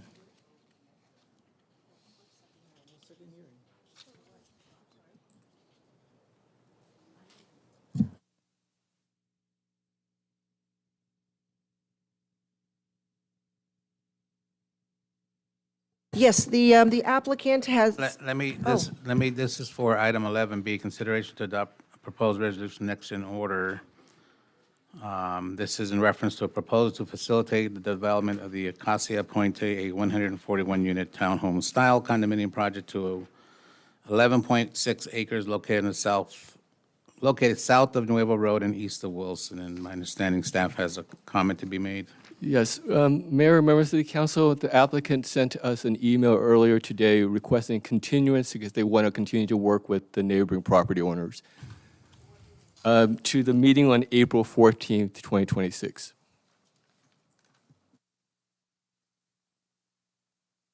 Council, any comments, questions? So the only comment is that in light of some of the speakers here came, it's appropriate. Well, we to can hear still them allow speak. people to speak. Okay, I I'm do not- want to I'm not- clarify that. Yeah, that's Thank you. fine. I want to know, we're going to offer the extension or not. Anybody have any questions or want to entertain a motion on that?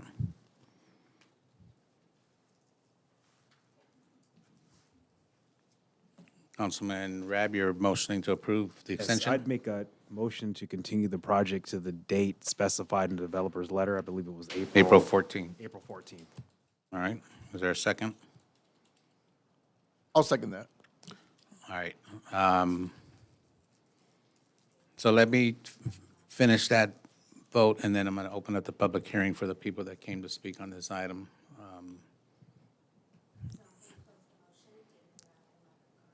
And call the vote.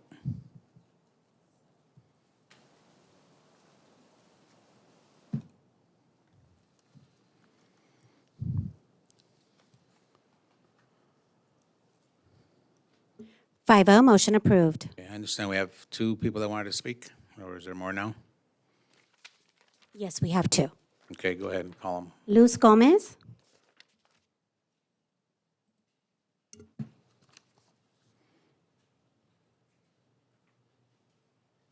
Hi, my name is Luz Gomez. I am here because of the property that I have on Shady Oaks Drive.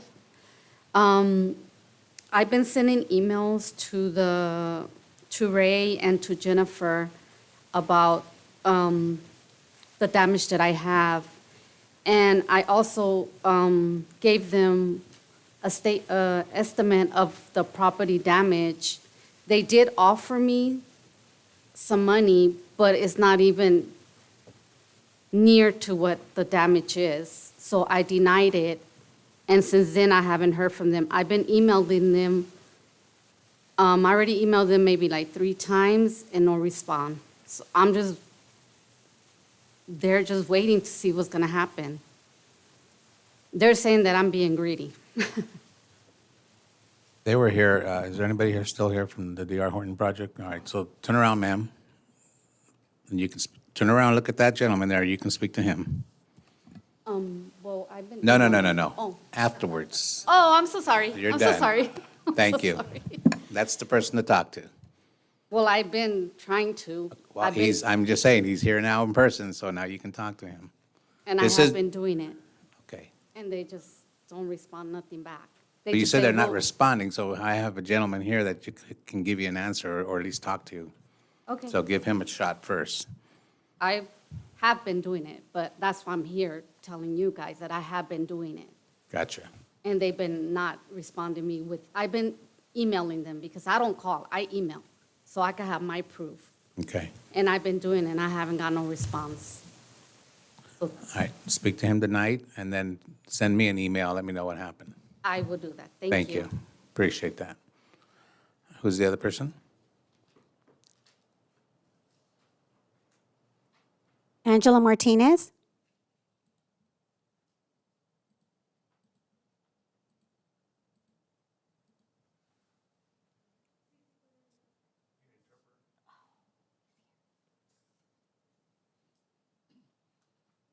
Buenas noches. Espérate un momento, señora. Can we get the translator out here, please? Disculpe, no entendí. Espérate un momento, momento. que le va a ayudar?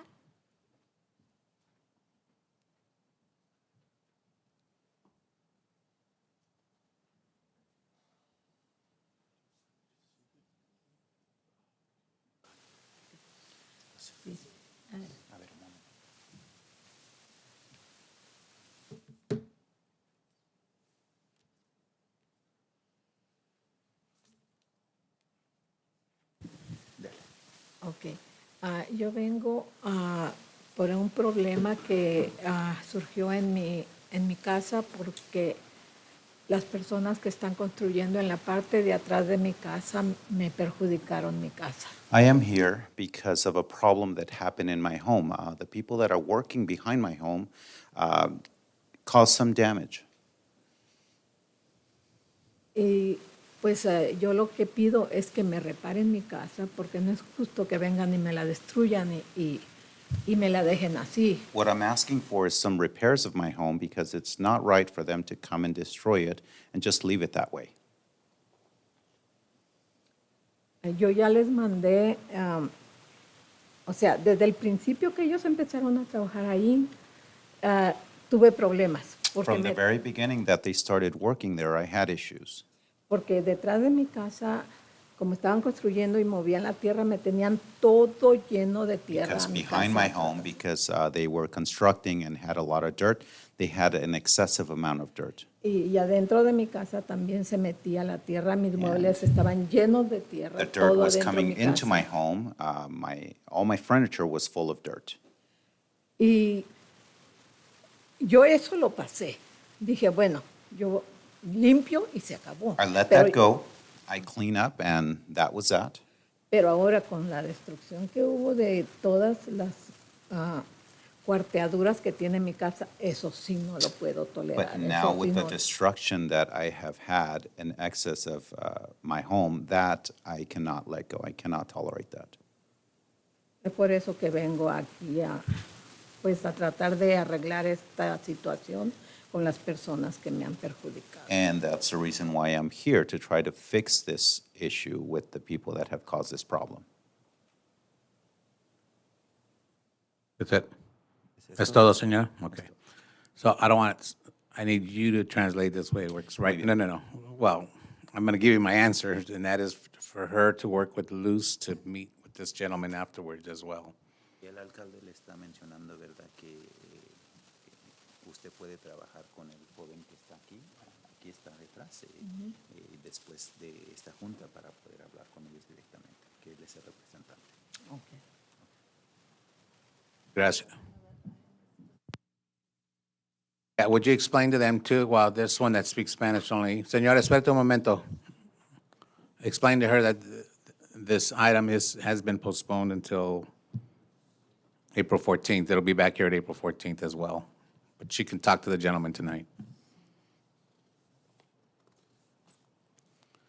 That was it, Madam Clerk? Yes, that is all. Okay. Counsel, at the request of our city attorney, I need to go back to item 11B for the record and request staff to come back with the resolution of denial on the project. Yes, Mr. Mayor. So what we will do, because there was ample conversations and the council has made the findings and had ample debate, but it's just cleaner to, so your vote can stand. We're just going to bring a resolution of denial based on the discussion that took place that clearly sets forth all of that, and it can be ratified at the next council meeting, and it's an official resolution of denial. For item 11A, correct? Yes. Okay. All right, thank you. All right.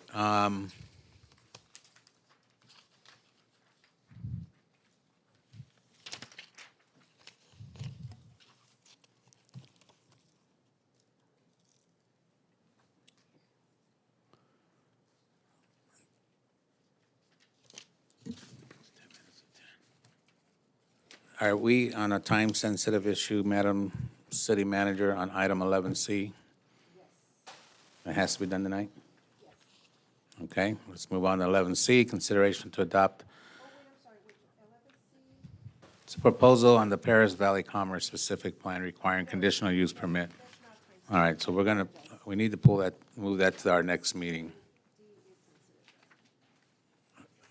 Move that to our next meeting, which is, well, let's not make it, if this is not time sensitive, I don't want to be specific because there might be some other items we have. But let me work with staff when we do agenda approval, okay? Pool when you don't say time sensitive, what's the other comment? At a later date. Later date. Later date, that's it, non-specific. Tabled for now. Continued off calendar, thank you. Okay, then we have D needs to be done. So D is consideration, that's 11D, consideration of an ordinance proposing a 1% general transaction and use tax subject to voter approval and adoption of a resolution number next in order calling a consolidating a special municipal election on June 2nd, 2026. Ordinance proposing a 1% general transaction and use tax is entitled, an ordinance of the people of the city of Perris, California, approving and imposing transaction and use tax of 1% by adding Chapter 3.17 Transactions and Use Tax to Title III of the Perris Municipal Code to be administered by the California Department of Tax and Fee Administration. And this is going to be introduced by our Assistant City Manager, Ernie Reyna. Yes, good evening, and thank you, Mr. Mayor and members of the City Council. So we have before you the item, which is the transactions and use tax. So by way of background, and just as a refresher, back on December 9th, the City Council unanimously approved the fiscal emergency. So, of course, the goal was to maintain the same levels of services. And at that point, Council directed staff to look at different ways we could generate revenue. So at this point, the city is not experiencing any kind of financial distress, and we're not in the moment where we need to be having a structural deficit. But we're preparing and making sure that we're not going to get to that level. So where we're at now, so as a revenue option that we have brought forward before the council, this is a 1 cent or a 1% general transactions and use tax. In dealing with our tax consultants at HDL, they have indicated that if we implemented a 1% sales tax, that this could generate an additional $18 million per year for the general fund. Currently, the sales tax rate in the city of Perris is 7.75%, which is among the lowest in western Riverside County. The chart off to the left shows you the surrounding cities and where their sales tax rate is, and you can see those there, and we're near the bottom at 7.75. So if a sales tax would be applied, then it would not be applicable to some items such as merchandise, with exceptions of groceries, prescriptions, services, and utilities. So they would not be applied to those items there. And this would just make us equal to the surrounding cities surrounding us. Why are we doing this? Again, decreasing revenues. We had mentioned in the past before the Bradley Burns, the e-commerce reallocation. We just recently got a decision by Cal Cities on February 20th. So luckily, this isn't going to move forward, so that portion isn't going to happen. But we do have overall reductions in e-commerce revenues, dropping down from 10.2 down to 4.8 in the current year, as well as cannabis sales taxes at the peak of 5.7 million in fiscal year 21, down to 1.7 million in the current year, which is projected. On the opposite end, we have increase in expenditures, public safety for police and fire. Those are going up exponentially, as you can see, from 16 million up to 25 million for police and fire, 5 million up to 10. The annual maintenance cost of parks has been increasing from a little over 900,000 in 2020. We're well over $1 million in this current year, as well as insurance rates more than doubling from 23 to the current year, so about 3.1 million. So real quick, where we're at on the overview of this proposed transactions and use tax. By declaring that fiscal emergency back in February, what this allows us to do is place this sales tax measure basically on the June ballot as a general tax rather than a special tax, meaning that we need a simple majority to approve the general tax rather than 2/3 of a vote, and that's where we currently stand now. Next steps, if we were to move forward, so before you are 3 resolutions, and in order to move forward to the June 2nd election, we need to have these 3 resolutions approved and considered. The first is the election calling and consolidating.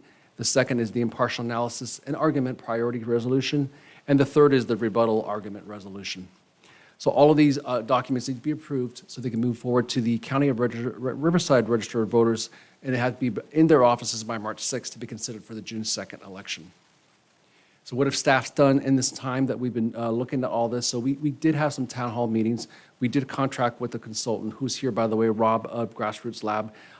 Staff did participate in 6 district town meetings, including Copper Creek on January 27th, the Bomb Shelter on February 3rd, the Derby Room on February 4th, Morgan Park on February 5th, here in the City Council chambers on February 9th, and we did have a citywide Zoom meeting on February 12th. Staff also participated in the February Perris Valley Chamber of Commerce meeting, which was held at February 4th at the Bomb Shelter. Now, with respect to the ballot question, as we were going through those town hall meetings, we gathered feedback from residents, and what we gathered is here on this particular ballot question. They are limited, the ballot question itself is limited to 125 characters, so it will read as follows. follows. Shall the measure maintaining 911 emergency, fire, paramedic, medical response, preventing property crime, repairing streets, potholes, keeping parks, public areas safe and clean, addressing homelessness, retaining local small business jobs, maintaining parks, youth, senior programs, other general city services, long-term financial stability by establishing a 1-cent sales tax providing approximately 18 million annually until ended by voters, requiring citizen oversight, audits, spending disclosure, all funds used locally be adopted. So that's how the ballot measure will read, and notice we had in there citizen oversight as well.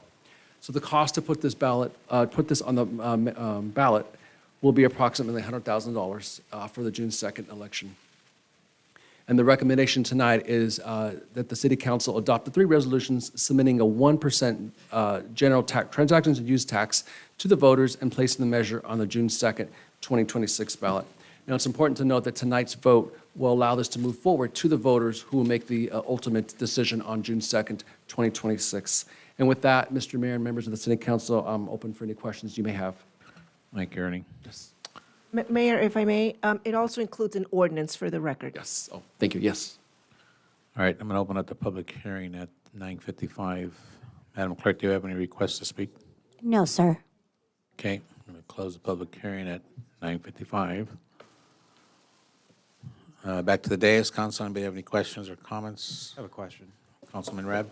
Yes, out of the cities that were listed at the 8.75, do any of them have a sunset provision? I believe maybe Hemet or Menifee had one a while back. I'm not sure if they still have it. Yeah, that's a good question. I'm not for certain that they do or not. Most of them don't. But you're right, there may be a few in there, but I could look at that and get back to you on that.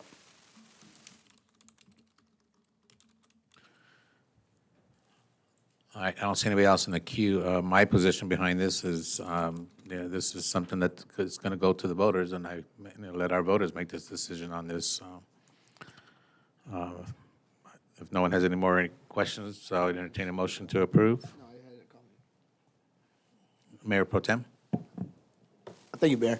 You know, see in light of what the residents kind of expect of our city, and seeing what all these other cities are doing. You know, everyone says, oh, well, you know, Menifee, they're doing this, and Murrieta, they're doing this. And we're trying to do as much as we can with less. And, you know, it's always been a sense of pride to say, hey, we're one of the only cities that don't have a sales tax, but I really feel like we're putting our city at a disadvantage. It's important that we maintain safety in our city. Part of that is going to be allocated for public safety. You know, at the same time, some of these other cities, they're doing their own economic development for their own city. So they're doing infrastructure projects to attract businesses to come to their city. So I'm in favor of allowing the residents to do it. I know it's never popular, especially with rising costs, you know, for taxes and stuff. But if the money's going to stay within our community, and what I think what's very important to our residents, it has the phrase in there. It must have a oversight. Requiring citizen oversight. Requiring Yes. a citizen oversight. So Yes, I think it's important that our residents have a say on how that money is allocated. And you know, I just can't imagine somebody wants our city to be better, but how is that going to be paid for?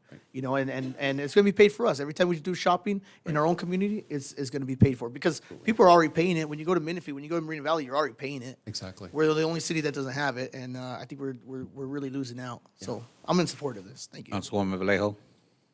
I just want to quickly say that I am also in support of this. I went to about 3 town hall meetings, and they were all great feedback from residents because a lot of them suggested that it was something different. So just knowing that we have the wording very simple and correctly, I think that is what's going to kind of help this bit moving forward. But I will say, as what I've mentioned in the past, that the city is moving in a very different direction. And as long as we can get something like this going on, the city can really turn to a better place that every resident here has been longing for. Thank you. Councilwoman Nava?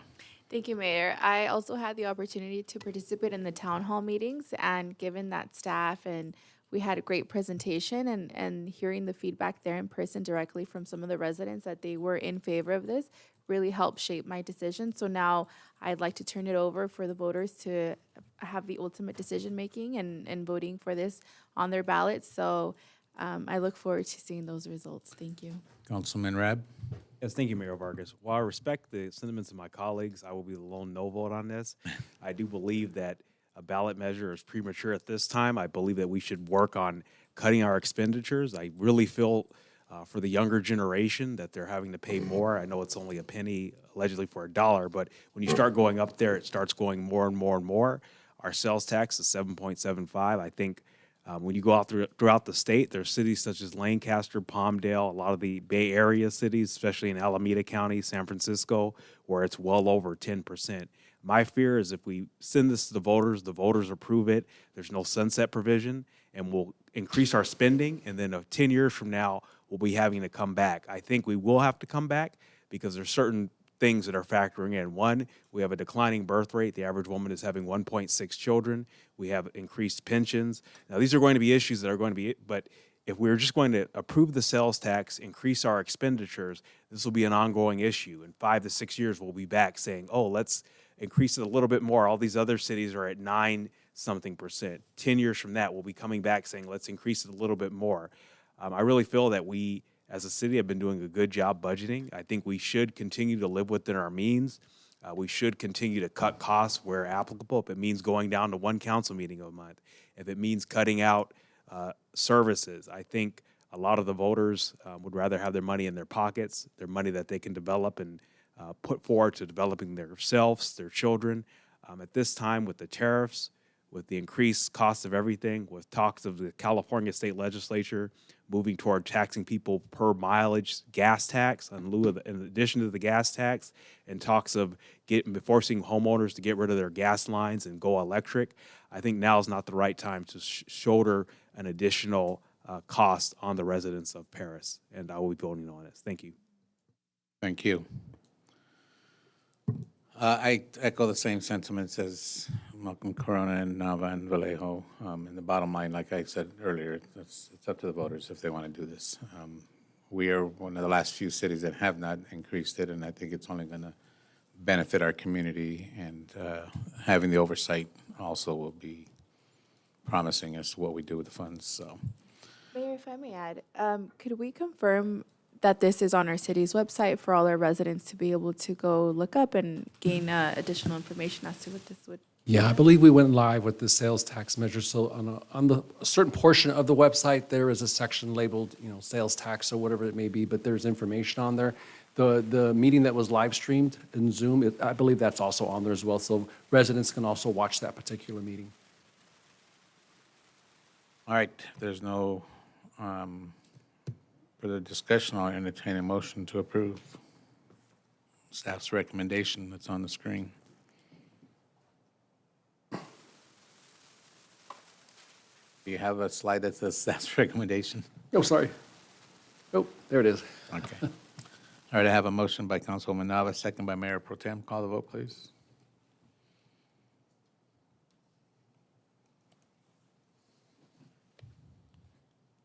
Corona, Vallejo, Nava, Vargas, yes. Rab, no.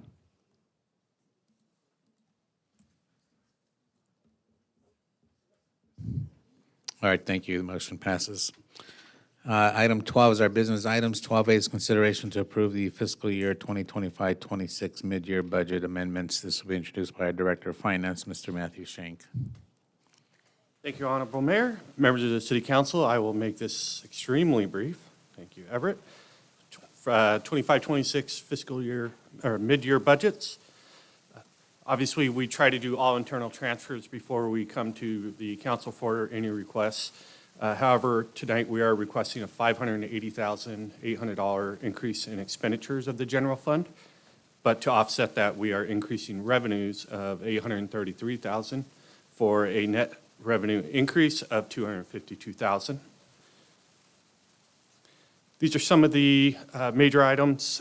Development services, $110,000 for EHUB program for online plan check. Municipal enforcement services, $100,000 for abandoned vehicle storage. Engineering, $200,000 in in-house engineering inspections, offset by an increase of $500,000 to in-house engineering revenue. And lastly, IT has two smaller items, $163,800. So two requests of non-general fund monies, $250,000 in public art diff, requested by Parks Committee, continue to public art programs. And Public Works is requesting $88,000 flood control maintenance for the basins and drainage areas to cover contingency if the contract is needed. Jumping up to our reserves, we earlier tonight in consent, we approved the audit for 24-25, and our fund balance came back at $68.6 million. With that, $31.6 million is unassigned. That's the money City Council can do what they wish with. However, we set aside $4.4 million to help fund the fire station with projected unassigned reserves at $27.2 million. Quick update on American Rescue Plan Act. I've gone through this multiple times. We received $22.1 million for the COVID-19. August 26, 21, city approved the uses of ARPA, and as of 12/31/25, the city has spent 94% of those funds, or $20.8 million.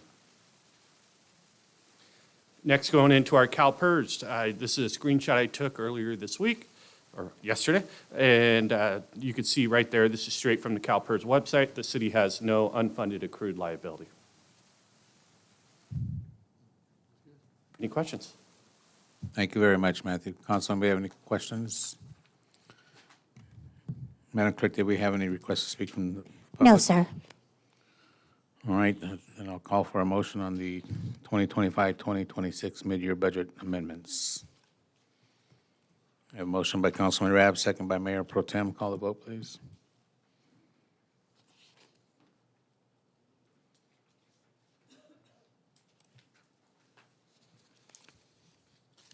5-0, motion approved. Thank you.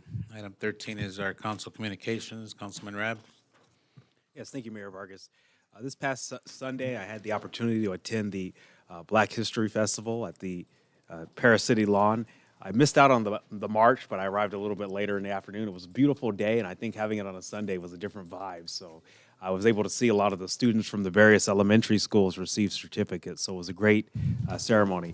I just want to clarify regarding my no vote on the earlier item. My no vote was not a yes vote, carte blanche to the project that was presented. It was just a no vote to deny it. So we can have discussions. If you want to reach out to me regarding that, feel free to give me an email.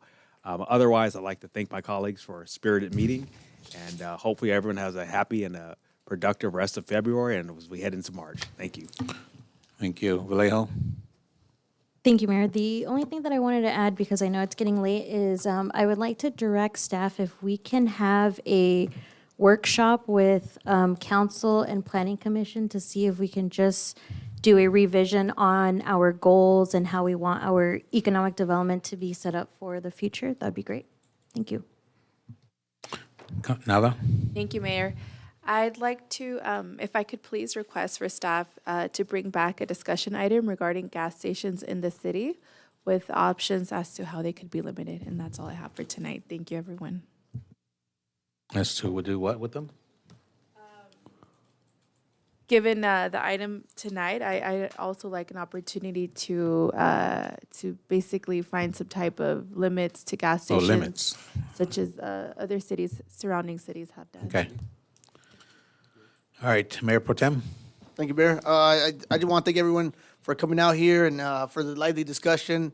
I think I'm really excited about our city. We seem like we're moving in a different direction where we're setting the standard higher. I too attended the African American, the Perris Valley African American Committee event on Sunday. It was a beautiful day, as Councilman Rab stated, with the walk all the way from Mercado Park to Perris. A beautiful walk. I know that the Homeless Task Committee were doing a great job, but there are still some issues here and there that we're seeing, and I'll also be bringing stuff to Public Works about cleanup in different areas too. But it was a great event, and I want to thank staff for helping them move along that project. Thank you. Yes, and the mayor and Vallejo did walk too. Oh, did I not mention? Nope. I'm sorry. That's okay. I'm sorry about that. All right, the only one I want to cue in is I just want to give a big shout out again to Gold Star Asphalt, a local company in our city who provided an in and out luncheon for all our city employees on February 12th. So kudos to Jeff Nelson and his team at the Gold Star Asphalt. All right, that said, move on to item 14, City Manager's Report. Thank you, Mayor. Want to announce that this Saturday, February 28th, we'll have our downtown market night taking place from 5 to 10 p.m. City also launched the Perris Citizens Engagement Program, and for more information, you can go online. And that concludes my report. Thank you. All right, item 15 is our adjournment. Thank you, everybody, for coming out or joining us on social media. We are adjourned at 10:09.